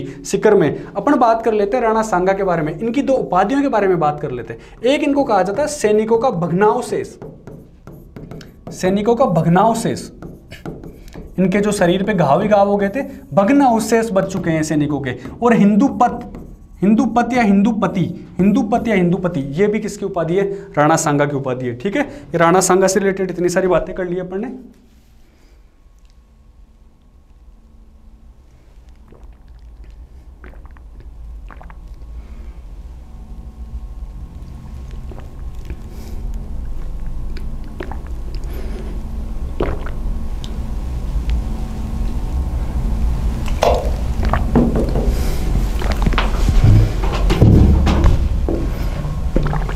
आगे चले, जल्दी जल्दी चलते हैं। उदयपुर की स्थापना कब होती है, 1459 ईस्वी में उदयपुर की स्थापना नहीं, जोधपुर की स्थापना होती है। किसके द्वारा, राव जोधा ने जोधपुर की स्थापना करी 1559। इसके 100 साल बाद में उदयपुर की स्थापना होती है, उदय सिंह ने स्थापना करी है किसकी, उदयपुर की स्थापना। ठीक है, 1459 ईस्वी में। वही उदय सिंह महाराणा प्रताप के पिता, हम देखते हैं कि जो पन्नादाई इनको बचा के लाती है, तो कुंभलगढ़ के किले में आशा देवपुरा इनको शरण देता है। फिर जो बनवीर जो पीछा कर रहा था उसके साथ मावली का युद्ध होता है, बनवीर के साथ, जिसमें बनवीर को जो मावली का युद्ध ये जीत पाते हैं किसकी मदद से, मारवाड़ के मालदेव की मदद से जीत पाते हैं। इन्होंने यहाँ पे उदयपुर की स्थापना करी और उदय सागर झील भी बनाई 1559 ईस्वी में। बाद में देखते हैं तीसरा साका होता है, जब अकबर अटैक करता है उदय सिंह के टाइम पे, तो उदय सिंह यहाँ पे उसको छोड़कर गोगुंदा की पहाड़ियों की तरफ चला जाता है और गोगुंदा में फिर क्या करता है, अपनी राजधानी बनाता है, गोगुंदा को राजधानी बनाता है और गोगुंदा में इसकी छतरी बनी हुई है। हमने बात करी 1559 में उदय सिंह ने उदयपुर की स्थापना करी, 1459 में जोधपुर में अपन देखते हैं जोधपुर की स्थापना होती है राव जोधा के द्वारा। ठीक है, 1133 अजमेर की स्थापना होती है, हम पढ़ चुके हैं इस बात को, अजमेर की स्थापना होती है अजय राज के द्वारा। ठीक है, 1155, 11 पंजे 55, 11 तिया 33, 55 में राव जैसल ने जैसलमेर की स्थापना करी, 1727, 18 नवंबर 1727 सवाई जय सिंह, या जय सिंह सेकेंड बोल सकते हैं इसको, सवाई जय सिंह, उसने जयपुर की स्थापना करी। ठीक है, ये इंपॉर्टेंट डेट है, सारी की सारी ध्यान रखना है, इसको काम की बात है ये। आगे चले, महाराणा प्रताप का जन्म कब होता है, महाराणा प्रताप का जन्म होता है 1540 ईस्वी में, 9 मई 1540 ईस्वी में। अपन बात करें ज्येष्ठ शुक्ल तृतीया का दिन था, वार कौन सा था, रविवार। सारी चीजें ध्यान रहनी चाहिए महाराणा प्रताप के बारे में, वार रविवार, ज्येष्ठ शुक्ल तृतीया, 9 मई 1540 को। कहाँ जन्म होता है महाराणा प्रताप का, कुंभलगढ़ के किले में, जन्म होता है, बादल महल में जन्म होता है। ठीक है, बादल महल में कुंभलगढ़ के किले में जन्म होता है किसका, महाराणा प्रताप का, 9 मई 1540 को, ज्येष्ठ शुक्ल तृतीया, वार रविवार को। ठीक है, ये अपन ने बात करी इनके बारे में। और फिर देखते हैं जो महाराणा प्रताप के पिता हैं उदय सिंह, वो उनके महाराणा प्रताप के भाई हैं जगमाल, तो वो जगमाल को राजा बनाना चाहते थे, लेकिन जो सलुम्बर का जो सामंत है वो सारे सामंत महाराणा प्रताप को ही राजा बनाना चाहते थे। तो सलुम्बर का जो सामंत है कृष्णदास चुंडावत, वो सारे किसको, महाराणा प्रताप को राजा बनाते हैं यहाँ पे। 1540 में अपन देखते हैं ये इनका जन्म होता है। 1572 में 32 साल की उम्र में इनका होता है राज्याभिषेक, 32 साल की उम्र में इनका होता है राज्याभिषेक। ये राजा बनते हैं, तो राजा बनते हैं तो सबसे पहले कुंभलगढ़ के किले में, क्यों, गोगुंदा के बाद में तो अपन देखते हैं गोगुंदा को राजधानी बनाया जाता है, तो कुंभलगढ़ के किले में ये रहा करते थे। तो कुंभलगढ़ के किले में इनका राज्याभिषेक होता है और एक बार गोगुंदा के किले में इनका राज्याभिषेक होता है। ठीक है, ध्यान रखना, सबसे पहला जो इनका राज्याभिषेक होता है वो गोगुंदा में होता है और फिर बाद में सेकंड इनका राज्याभिषेक होता है कुंभलगढ़ में। ठीक है, जो कुंभलगढ़ में राज्याभिषेक होता है वहां पे जो मारवाड़ का चंद्रसेन है वो भी यहाँ पे आता है। ठीक है, वो अपन ने बात करी। 1597 ईस्वी में देखते हैं महाराणा प्रताप की मृत्यु होती है। महाराणा प्रताप की मृत्यु कब होती है, 1597 ईस्वी में मृत्यु होती है। कहाँ पे, बंडोली नामक स्थान पर, चावंड, चावंड के पास में बांडोली नामक स्थान है, वहाँ इनकी मृत्यु होती है और वहीं इनकी क्या बनी हुई है, छतरी। कितने खंभों की, 8 खंभों की छतरी बनी हुई है। ठीक है, 1576 में हल्दी घाटी का युद्ध होता है, वो अपन बात करने वाले हैं। ये सारी बातें पढ़ने के लिए कुंभलगढ़ के बादल महल में इनका जन्म होता है। राज्याभिषेक इनका किया जाता है, सबसे पहले गोगुंदा में इनका राज्याभिषेक होता है, क्योंकि गोगुंदा को बाद में देखते हैं राजधानी वगैरह बनाया जाता है उदय सिंह के द्वारा, तो उनके फिर बेटे महाराणा प्रताप का राज्याभिषेक सबसे पहले वही होता है। बाद में कुंभलगढ़ में इनका राज्याभिषेक दोबारा किया जाता है, और जो पहला इनका राज्याभिषेक होता है वो होली के दिन होता है, ये ध्यान रखना, होली के दिन होता है, ये पूछा गया एक बार एग्जाम में, होली के दिन इनका राज्याभिषेक होता है। और कुंभलगढ़ में दूसरी बार होता है। मृत्यु इनकी 1597 ईस्वी में, ठीक है, 57 साल की उम्र में इनकी मृत्यु होती है बांडोली नामक स्थान पे, वहां इनकी छतरी बनी हुई है 8 खंभों की। आगे चलते हैं, उड़ना राजकुमार पृथ्वीराज की छतरी है 12 खंभों की, ठीक है, कुंभलगढ़ के किले में, वो अपन लास्ट क्लास में बात कर चुके हैं। अब देखते हैं महाराणा प्रताप को समझाने के लिए, अकबर ने महाराणा प्रताप को समझाने के लिए 4 आदमी भेजे थे। उनको ऐसे ध्यान रखना, जमा भाटो, जमा भाटो, इनका क्रम पूछा जाता है, पहले किसको भेजा बाद में किसको भेजा, जमा भाटो। जैसे महाराणा प्रताप की तरफ आए, महाराणा प्रताप ने एक भाटा घुमाया और भाटा घुमा के उनको जमा के मार दिया, जमा भाटो। जैसे जलाल खां कोरची सबसे पहले आता है, बाद में मान सिंह आता है, फिर आता है भा से भगवंत दास, और फिर आता है टो से टोडरमल। अकबर की तरफ से 4 आदमी आते हैं, जलाल खां कोरची, मान सिंह, भगवंत दास, टोडरमल, जमा भाटो, चारों के चारों नाम अपन को याद रहने चाहिए। बात कर लेते हैं थोड़ी बहुत, अपन हल्दी घाटी के युद्ध से रिलेटेड बातें कर लेते हैं। हल्दी घाटी का युद्ध, अब उसके बाद महाराणा प्रताप मानते नहीं है चारों की बात, फिर कौन सा युद्ध होता है, हल्दी घाटी का युद्ध। हल्दी घाटी का युद्ध कब होता है, हल्दी घाटी का युद्ध 18 जून 1576 को, 18 जून 1576 को हल्दी घाटी का युद्ध होता है। पूछा जाता है एग्जाम में, हल्दी घाटी नाम की जगह कहाँ है, ये खमनोर में, ये खमनोर कहाँ है, ये खमनोर राजसमंद में, खमनोर राजसमंद में हल्दी घाटी नाम का स्थान है ना, वहां ये युद्ध होता है। और इसके पास में एक रक्त तलाई बनी हुई है,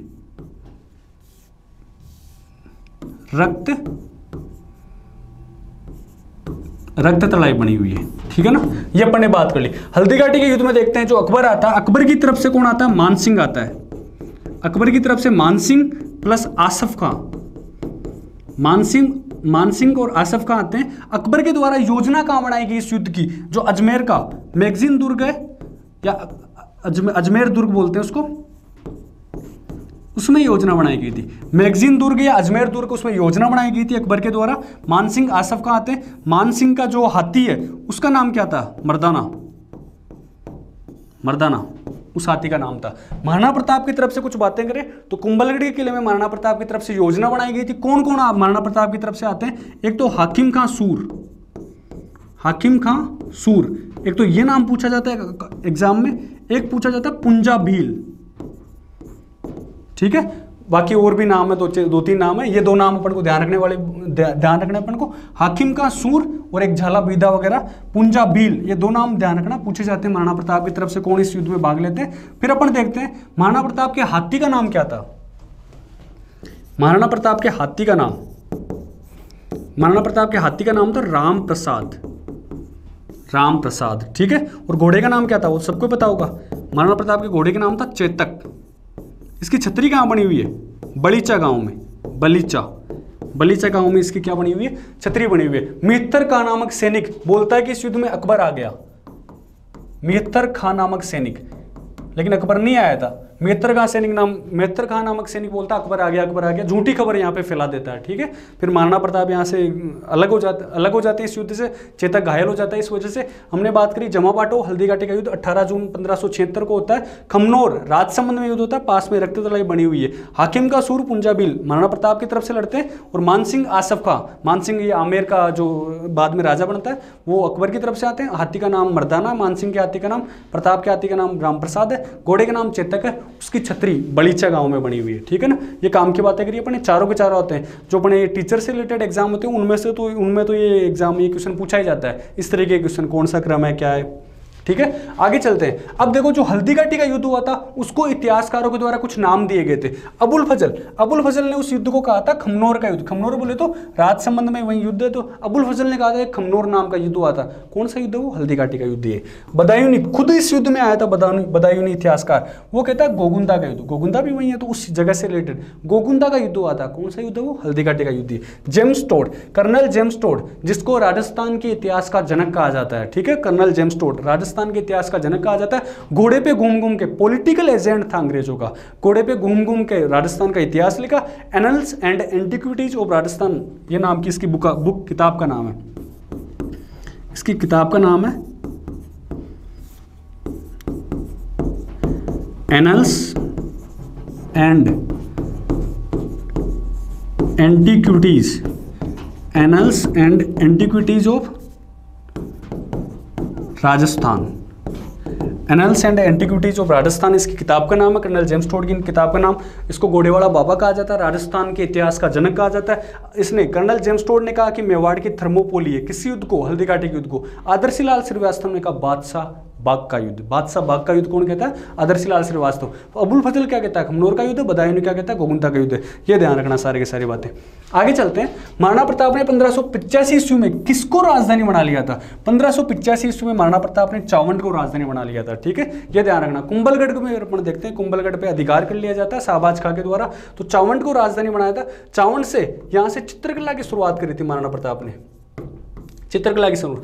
बांडोली में अपन देखते हैं महाराणा प्रताप की मृत्यु होती है और वहीं पे उनकी क्या है, छतरी बनी हुई है। चित्तौड़ अपन देखते हैं 1597 में महाराणा प्रताप की मृत्यु होती है यहाँ पे।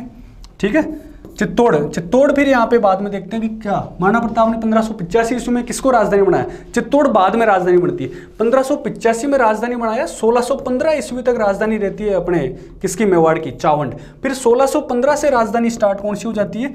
ये चित्तौड़गढ़ वापस से राजधानी। अपन ने अभी बात करी है कि चित्तौड़ का पहला शाखा होता है, वहां पे चित्तौड़ पे अधिकार किसके द्वारा कर लिया जाता है? अलाउद्दीन खिलजी के द्वारा। अलाउद्दीन खिलजी चित्तौड़ पे अधिकार करता है, अपने बेटे खिजर खां को सौंप देता है। खिजर खां को सौंप देता है और वो खिजर खां फिर बाद में अपने इसका नाम क्या बदल देता है अलाउद्दीन खिलजी? खिजराबाद नाम कर देता है किसका? चित्तौड़ का, खिजराबाद। ठीक है, चित्तौड़ वापस से मेवाड़ वालों के पास कब आता है? 1615 में। क्यों भाई साहब, इस समय ऐसा क्या होता है? इस समय एक बड़ी घटना होती है, मुगलों के और मेवाड़ वालों के बीच में संधि हो जाती है, उसको कहा जाता है मुगल मेवाड़ संधि। मुगल मेवाड़ संधि। और कब होती है वो? 1615 में होती है।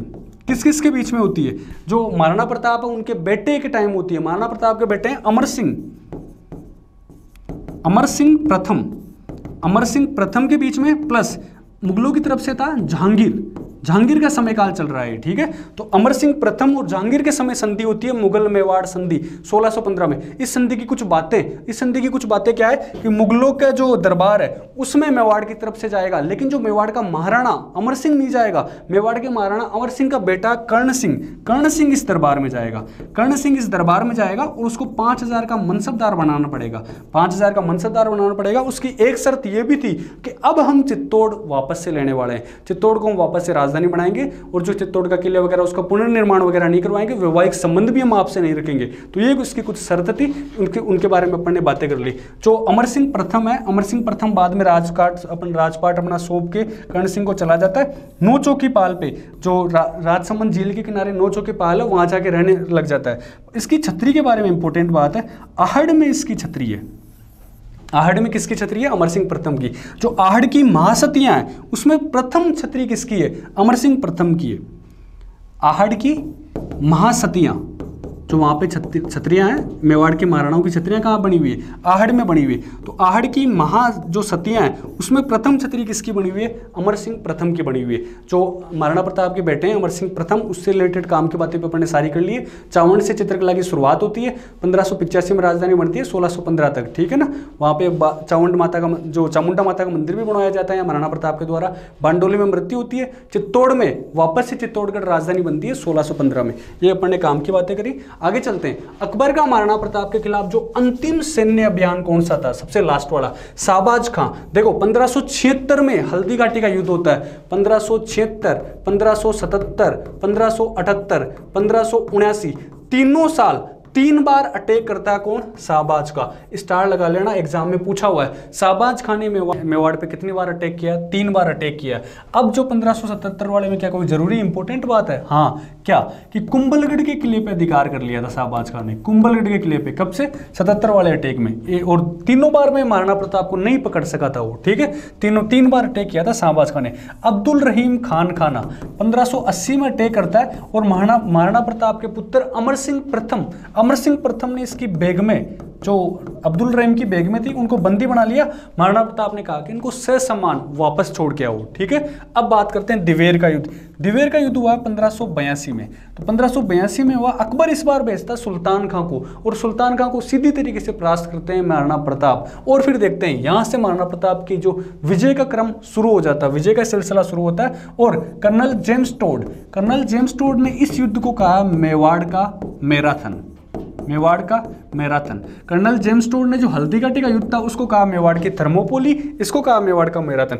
जगन्नाथ कछुआ का आक्रमण, यही अपना आंसर है। महाराणा प्रताप के विरुद्ध अंतिम सैन्य अभियान 1584 में, जयपुर का जो जगन्नाथ कछुआ है उस अभियान को माना जाता है महाराणा प्रताप के विरुद्ध अकबर का अंतिम सैन्य अभियान 1584 में। शाहबाज खां 3 बार अटैक करता है, और इसमें जो अब्दुल रहीम वाले में अमर सिंह प्रथम बेगमों को पकड़ लेता है। महाराणा प्रताप कहते हैं वापस छोड़ के आओ। ये दिवेर का युद्ध इंपॉर्टेंट है, इसको भी ध्यान रखना, ठीक है। 1582 में मेवाड़ का मैराथन कहा जाता है इसको। आगे चलते हैं अपन, किसके शासनकाल में मेवाड़ की चित्रकला का स्वर्ण काल माना जाता है? महाराणा प्रताप के समय अपन देखते हैं चावंड में अपन देखते हैं कि चित्रकला स्टार्ट होती है। चावंड से चित्रकला की, मेवाड़ की चित्रकला की शुरुआत महाराणा प्रताप के समय होती है। और जगत सिंह प्रथम का टाइम माना जाता है मेवाड़ की चित्रकला का स्वर्ण काल। क्या बनाया इन्होंने बनाया चित्तेरारी ओबरी, या फिर उसको बोलते हैं तस्वीरारो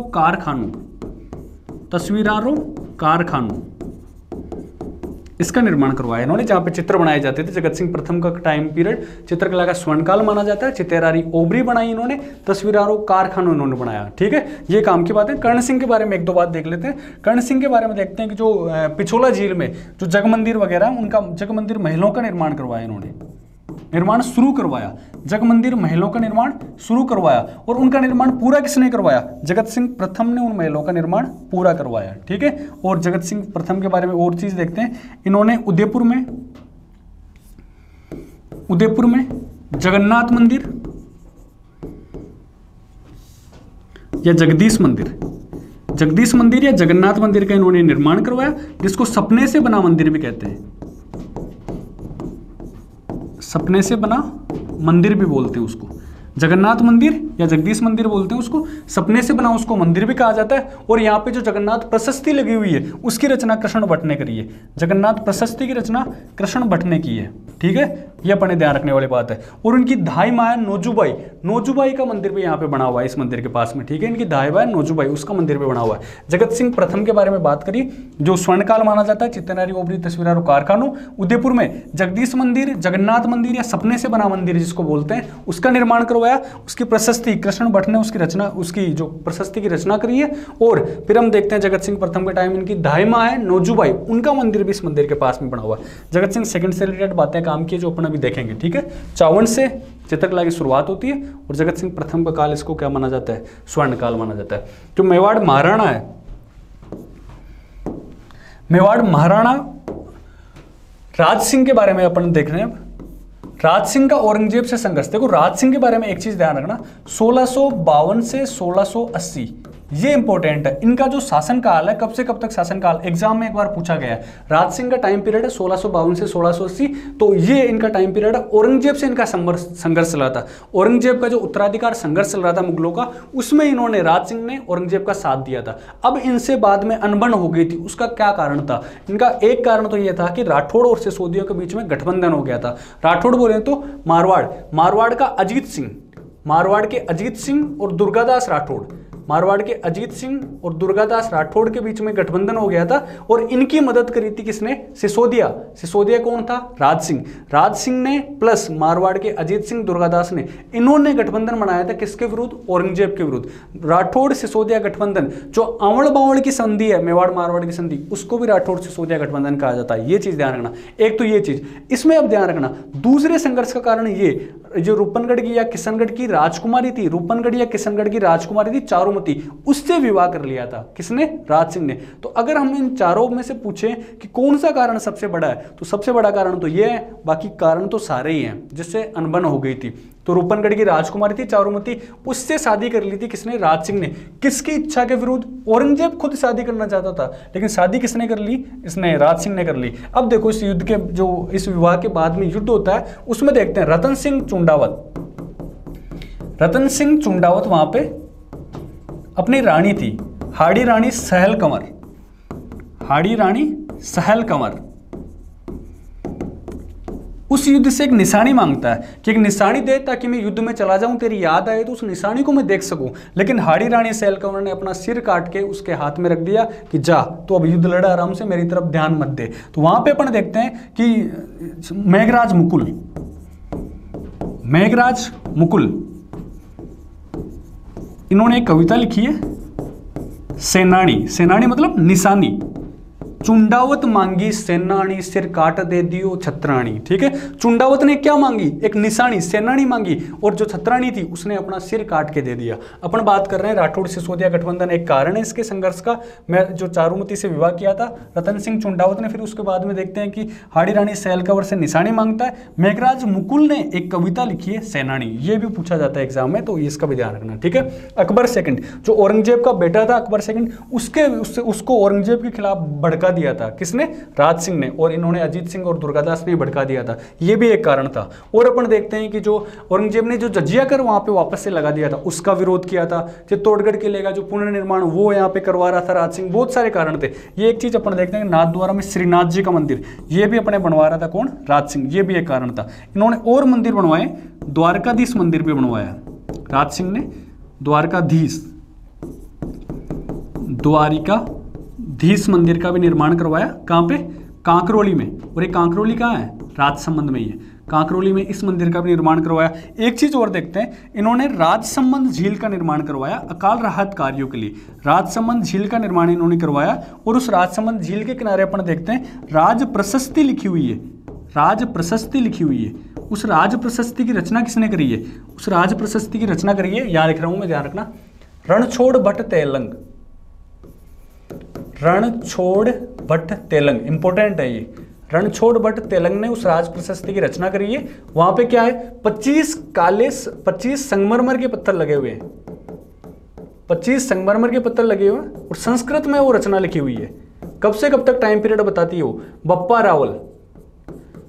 रावल से लेकर ये राज सिंह तक का टाइम पीरियड बताती है। वहां तक का जो इतिहास है वो उस पे लिखा हुआ है। देखो अपन ने क्या बात करी कि नाथद्वारा में श्रीनाथ जी का मंदिर राज सिंह ने बनवाया, द्वारकाधीश का मंदिर बनवाया कांकरोली में, और राजसमंद झील का निर्माण करवाया अकाल राहत कार्यों के लिए, जिसके किनारे राज प्रशस्ति लिखी हुई है। और उस राज प्रशस्ति की रचना करी है रणछोड़ भट्ट तेलंग ने रचना करी है। 25 संगमरमर के पत्थर लिखे हुए हैं संस्कृत में। बप्पा रावल से राज सिंह तक का उसमें इतिहास वर्णित है।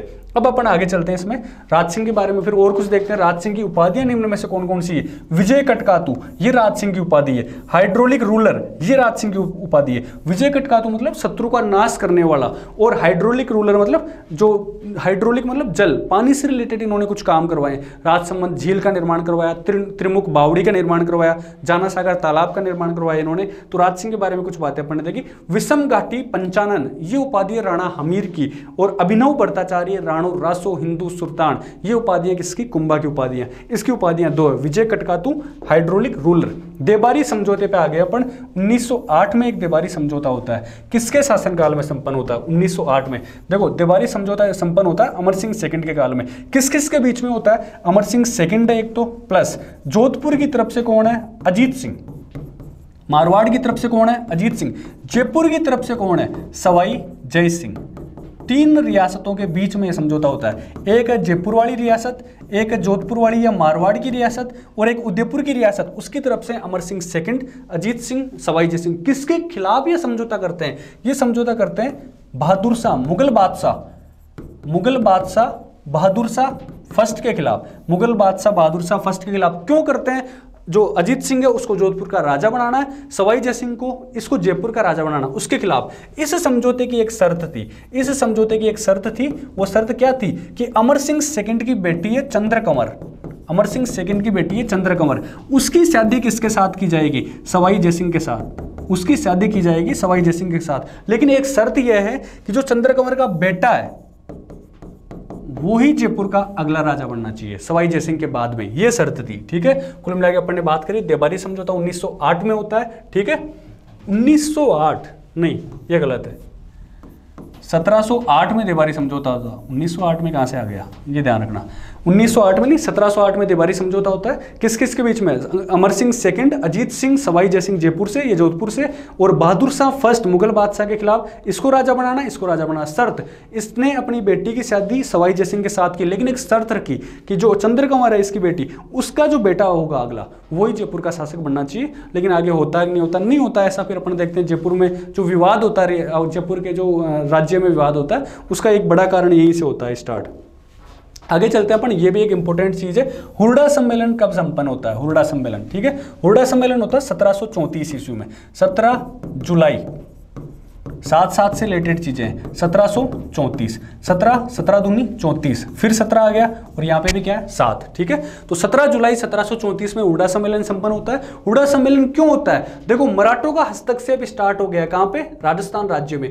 पहली बार मराठों का हस्तक्षेप कहाँ पे स्टार्ट होता है? बूंदी रियासत में स्टार्ट होता है। तो मराठों का हस्तक्षेप होता है, तो मराठों के खिलाफ सारी की सारी जो राजपूत रियासतें हैं वो इकट्ठा होगी, और इसलिए हुरडा सम्मेलन किया कि, और फिर अपन क्या करेंगे, जैसे वर्षा ऋतु समाप्त होगी, बारिश के बाद में अपन खत्म होने के बाद क्या करेंगे, वर्षा ऋतु समाप्त होती है, एक स्थान है रामपुरा, रामपुरा में अपन चलेंगे सारे के सारे, और किसके खिलाफ युद्ध लड़ेंगे? मराठों के खिलाफ युद्ध लड़ेंगे। हुरडा सम्मेलन क्यों किया गया? मराठों के खिलाफ राजपूत रियासतों को एकजुट करने के लिए वर्षा ऋतु के बाद रामपुरा में हम क्या करेंगे, उनके खिलाफ युद्ध करेंगे, ठीक है। 17 जुलाई 1734 को। और इस हुरडा सम्मेलन किसके टाइम पीरियड में होता है? हुरडा सम्मेलन, ठीक है, हुरडा सम्मेलन होता है, यहां लिख देता हूं मैं, जगत सिंह सेकंड के टाइम पीरियड में होता है।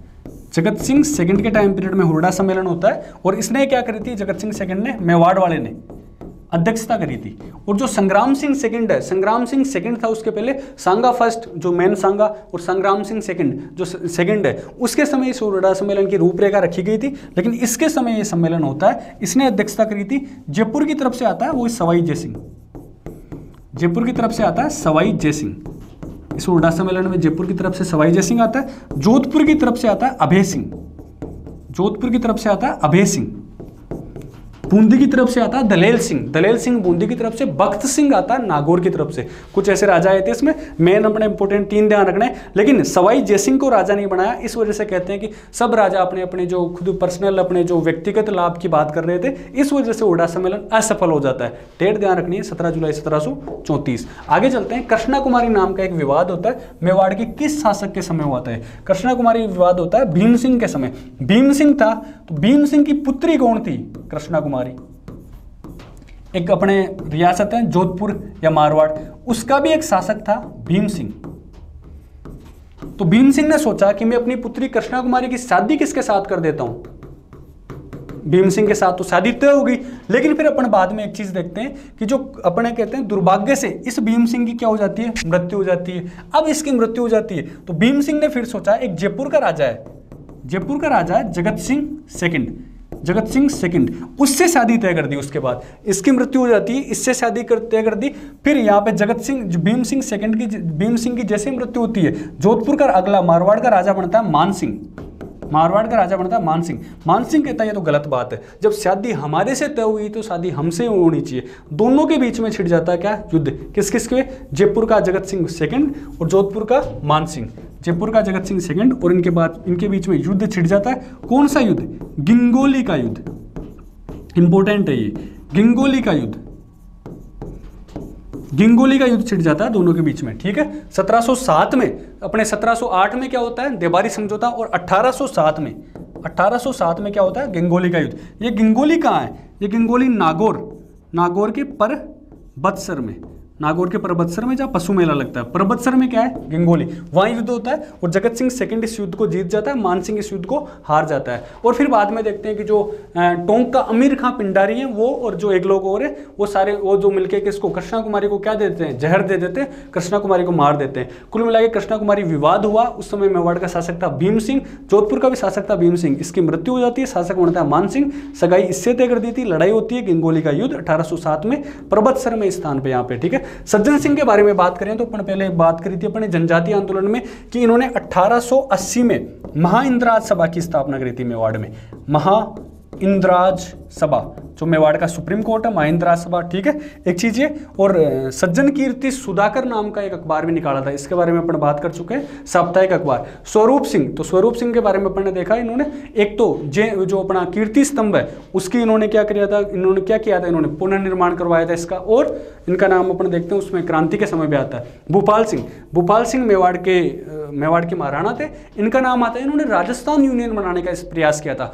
राजस्थान गुजरात मालवा की रियासतों को मिलाकर 1946 को ये राजस्थान यूनियन बनाने का इन्होंने प्रयास किया था, असफल रहे थे। बाद में देखते हैं जब मेवाड़ का एकीकरण करते हैं, राजस्थान का जब एकीकरण हो रहा था, मेवाड़ को मिलाते हैं अपन तीसरे चरण में, संयुक्त जो राजस्थान नाम का चरण है उसमें इनको बनाया जाता है राज प्रमुख। चौथा चरण होता है वृहद राजस्थान, जिसमें जयपुर को मिलाया जाता है, तो जयपुर को मिलाने के बाद इनको बनाया जाता है फिर बाद में महाराज प्रमुख। ये इनके बारे में अपन ने बात करी, ठीक है। तो कुल मिला के देखते हैं अपने जो मेवाड़ का इतिहास हो गया, मेवाड़ का गौरवशाली इतिहास, जिसको आप अगर कॉपी में पढ़ोगे तो ऐसे भी आपको लगभग 2-4 घंटे से 2 घंटे तो कम से कम लग जाएंगे, या 1 घंटा भी लग सकता है अगर आपने ढंग से पकड़ बना रखी। तो इसको भी आप पढ़ोगे तो यहाँ से आपका सारा रिविजन हो जाएगा, लगभग सारी चीज़ अपन ने कवर करी है। अब अपन थोड़ा बहुत जो छोटा मोटा अपनी सिरोही रियासत, बूंदी रियासत, इनकी एक दो बातें इनकी भी कर लेते हैं। दुरसा आडा की पुस्तक कौन सी है, ठीक है, इनमें से देखो दुरसा आडा की बात करें तो ये अपने एक चीज़ देख लेते हैं, किसके अपने दरबार में थे। ये मेनली ये है सुल्तान देवड़ा। अब देवड़ा से रिलेटेड अपन थोड़ी बहुत बात कर लेते हैं। सिरोही की बात कर रहे हैं, सिरोही में किसका शासन था, 2 मिनट में बात करेंगे। सिरोही में था चौहानों की देवड़ा शाखा का, चौहान ही थे, और लेकिन चौहानों की कौन सी शाखा थी, देवड़ा शाखा थी। यहाँ पे चौहानों की देवड़ा शाखा का शासन था, कहां पे, सिरोही में। किसने स्थापना करी थी चौहानों की देवड़ा शाखा की, लुम्बा देवड़ा ने यहाँ पे चौहानों की इसकी स्थापना करी। और सहसमल देवड़ा, उसमें चंद्रावती राजधानी थी, सहसमल देवड़ा इसने 1425 ईस्वी में सिरोही की स्थापना करी इसने, और सिरोही को राजधानी बना लिया। देखो अपने 2-3 नाम देखे, एक तो सिरोही में चौहानों की देवड़ा शाखा की स्थापना है, यहाँ पे स्थापना हो रखी थी। लुम्बा देवड़ा ने स्थापना करी थी, सहसमल देवड़ा ने सिरोही की स्थापना करी 1425 ईस्वी में। वो इतना इंपॉर्टेंट नहीं है, फिर भी थोड़ा देख लेना, 1425 में, ठीक है। अब फिर उसके बाद में अपन देखते हैं सुल्तान देवड़ा नाम का एक शासक हुआ बाद में। तो सुल्तान देवड़ा के समय एक युद्ध होता है, दत्तानी का युद्ध 1583 में हुआ था, दत्तानी का युद्ध अकबर के साथ हुआ था, सुल्तान देवड़ा का अकबर के साथ। तो इस युद्ध में अकबर की तरफ से बीकानेर का राय सिंह और महाराणा प्रताप का भाई जगमाल भी आया था, ठीक है। फिर अपन देखते हैं दुरसा आडा, ये राव सुल्तान का दरबारी था। तो इसमें देखते हैं राव सुल्तान रा कवित, एक किताब ये लिखता है, एक किताब लिखता है विरुद्ध क्षेत्री लिखता है, एक लिखता है किरतार बावनी। ये 3 किताबें लिखता है कौन, दुरसा आडा इंपॉर्टेंट नाम अपने, इनकी किताबें राव सुल्तान रा कवित, विरुद्ध क्षेत्री, किरतार बावनी, ये तीनों की तीनों किताबें किसकी है, दुरसा आडा की है, ठीक है। अपन देखते हैं दुरसा आडा जो अकबर के दरबार में जाता है और महाराणा प्रताप की तारीफ में 76 दोहे लिखता है वहां पे, ठीक है। एक चीज ये देखिए अपन ने, फिर सिरोही की बात ही कर रहे हैं तो सिरोही की में अपन देखते हैं 1823 में शिव सिंह नाम का जो शासक था उसने अंग्रेजों से संधि कर ली थी। बाद में सबसे अंग्रेजों से संधि करने वाली सबसे अंतिम रियासत 1823 में शिव सिंह ने संधि कर ली थी। ये अपन ने बातें करी सिरोही से रिलेटेड। फिर बूंदी की बात कर लेते हैं। तो बूंदी की बात करें तो बूंदी में पहले मीणाओं का शासन था, लेकिन अब बूंदी में देखते हैं कौन से चौहान थे, हाड़ा चौहान थे। किसने स्थापना करी, राव देवा हाड़ा, इसने बूंदी में हाड़ा चौहानों की शाखा की स्थापना करी। हाड़ा चौहानों की शाखा की स्थापना किसने करी, राव देवा हाड़ा ने। बरसिंह के बारे में बात करें तो बरसिंह ने बूंदी में क्या बनवाया, तारागढ़ का किला बनवाया। तो तारागढ़ के किले का निर्माण किसने किया, बरसिंह ने। बर का मतलब ऐसे ध्यान रखना, वर, जो वर मेरा कैसा है, वर कैसा है, स्टार के जैसा, स्टार मतलब तारा। तो बूंदी का जो तारागढ़ है, अजमेर में भी तारागढ़ है, ठीक है, जिसको गढ़बिटली कहा जाता है। हमने देखा था जो अजमेर वाला तारागढ़ है जिसको गढ़बिटली कहा जाता है, अजयराज ने, जिसने अजमेर की स्थापना करी थी, उसने उसका निर्माण करवाया था। बूंदी वाला तारागढ़ का निर्माण किसने करवाया, बरसिंह। वर मेरा कैसा है, स्टार के जैसा है, वर मेरा कैसा है, स्टार के जैसा है। तो बूंदी के तारागढ़ का निर्माण किसने करवाया, बरसिंह ने करवाया, ठीक है।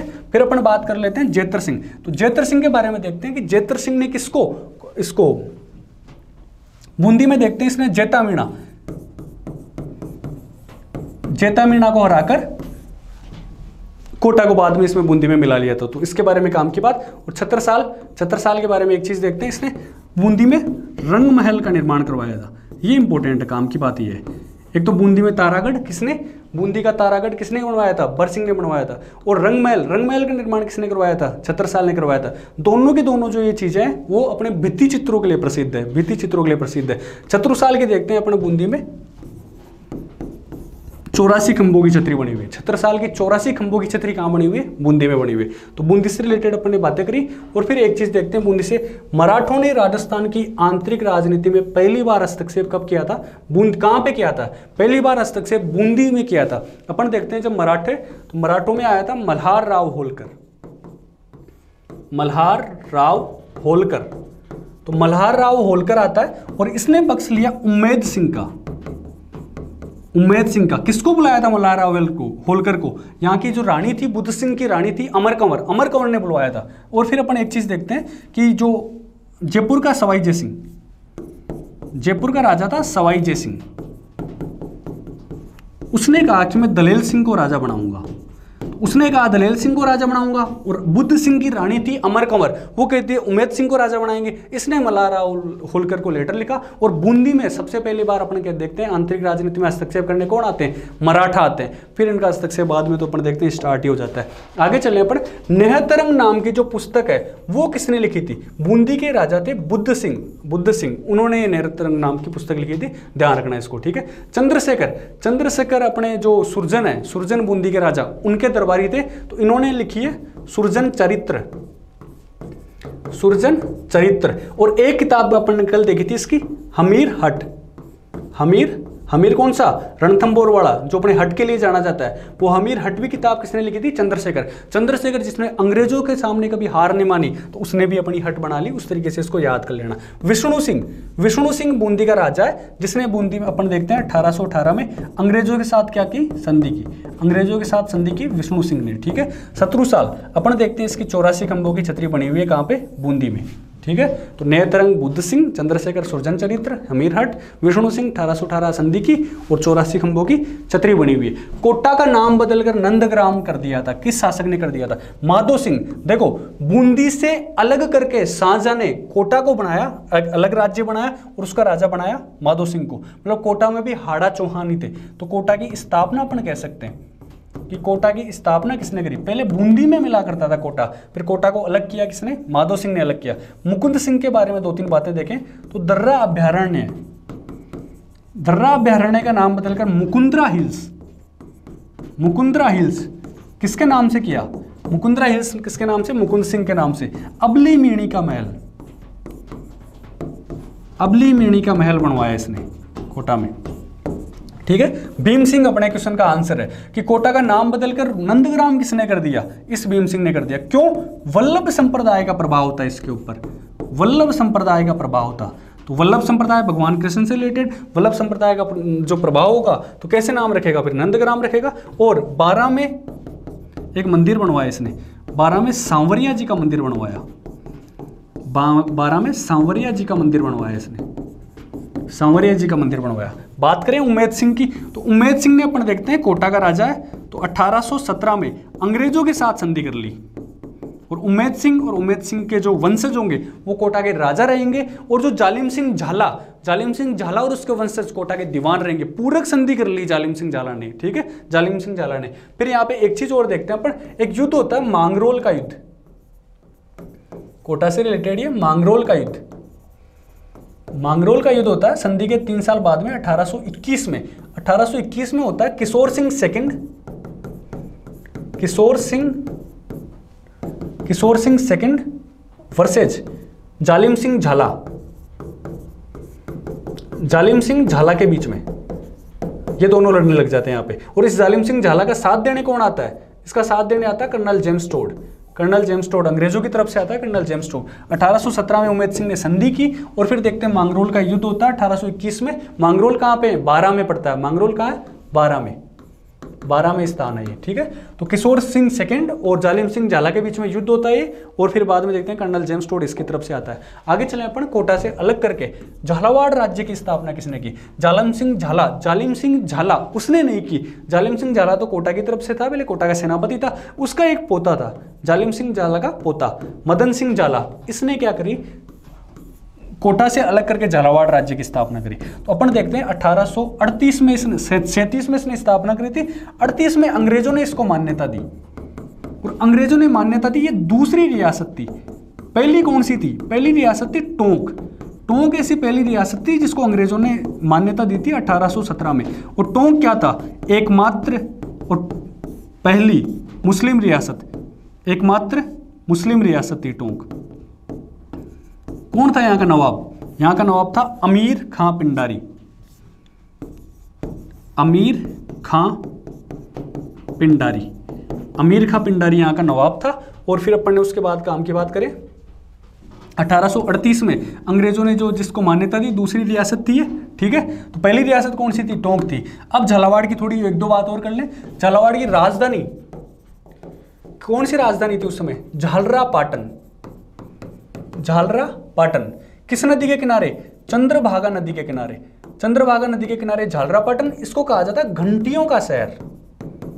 घंटियों का शहर, ये अपन ने काम की बात करी। राजेंद्र सिंह भी एक यहाँ का शासक था झालावाड़ का। उसने काष्ठ प्रसाद, काष्ठ मतलब लकड़ी, लकड़ी का एक महल बनवा दिया था इसने, काष्ठ प्रासाद, लकड़ी का महल बनवाया उसने। और सामाजिक सुधार, मंदिर को सभी जातियों के लिए खोल दिया, सामाजिक सुधार के काम किए। तो इन जो झालावाड़ है, कोटा है, इनमें एक एक दो बातें ध्यान रखनी है जो एग्जाम में पूछी गई है। सामाजिक सुधार के काम किए किसने? राजेंद्र सिंह ने। हमने बात की जो इसका जालिम सिंह झाला का पोता है मदन सिंह झाला, उसने झालावाड़ राज्य की स्थापना करी। अंग्रेजों ने 38 में मान्यता दी इसको। और दूसरी रियासत थी, पहली टोंक थी 1817 में, एकमात्र मुस्लिम रियासत थी। अमीर खां पिंडारी ने, यहाँ पे अपन देखते हैं वो नवाब था यहाँ का। राजेंद्र सिंह काष्ठ प्रसाद बनवाया उसने और सामाजिक सुधार के काम किए, मंदिरों को सभी जातियों के लिए खोल दिया। फिर अपन देखते हैं यहाँ पे झालावाड़ की राजधानी है झालरापाटन। तो झालरापाटन चंद्रभागा नदी के किनारे है, घंटियों का इसको शहर कहा जाता है। आगे अपन बात करें, झालावाड़ में एक मंदिर है राजस्थान का जिसमें डेट लिखी हुई है, तारीख लिखी हुई है, जिसमें प्राचीन तिथियुक्त मंदिर है। वो कौन सा मंदिर है? शीतलेश्वर महादेव मंदिर है, जिसको अपन चंद्रमौलीश्वर मंदिर भी कहते हैं, जिसको अपन चंद्रमौलीश्वर मंदिर भी कहा जाता है। चंद्रमौलीश्वर मंदिर भी कहा जाता है। कौन सी डेट लिखी हुई है यहाँ पे? 689 ईस्वी, 689 ईस्वी, ठीक है ना। चंद्रमौलीश्वर मंदिर भी कहा जाता है उसको, शीतलेश्वर महादेव मंदिर झालावाड़ में राजस्थान का सबसे प्राचीन मंदिर है जिसमें डेट लिखी हुई है, ठीक है। तो कुल मिला के अपन बात करें, हमने मेवाड़ का गौरवशाली इतिहास है वो अपन ने पूरा पढ़ लिया, बूंदी का इतिहास देख लिया, सिरोही, कोटा, झालावाड़ सारा इतिहास देख लिया अपने, ठीक है। तो मिडाइवल हिस्ट्री में बात करें अपने इंपोर्टेंट और देखें तो जयपुर, मारवाड़ और बीकानेर, 2-3 राज्य और हैं जो 2 क्लास में हो जाएंगे। कुल मिला के अपनी जो अपनी हिस्ट्री देखें तो लगभग 7-8 घंटे में हो जाएगी आपके, एक दिन में आप पूरी इसमें हिस्ट्री पढ़ सकते हो, सारा अपना रिवाइज हो जाएगा, ठीक है। अगली क्लास में अपन और बात करेंगे, ठीक है। Thank you.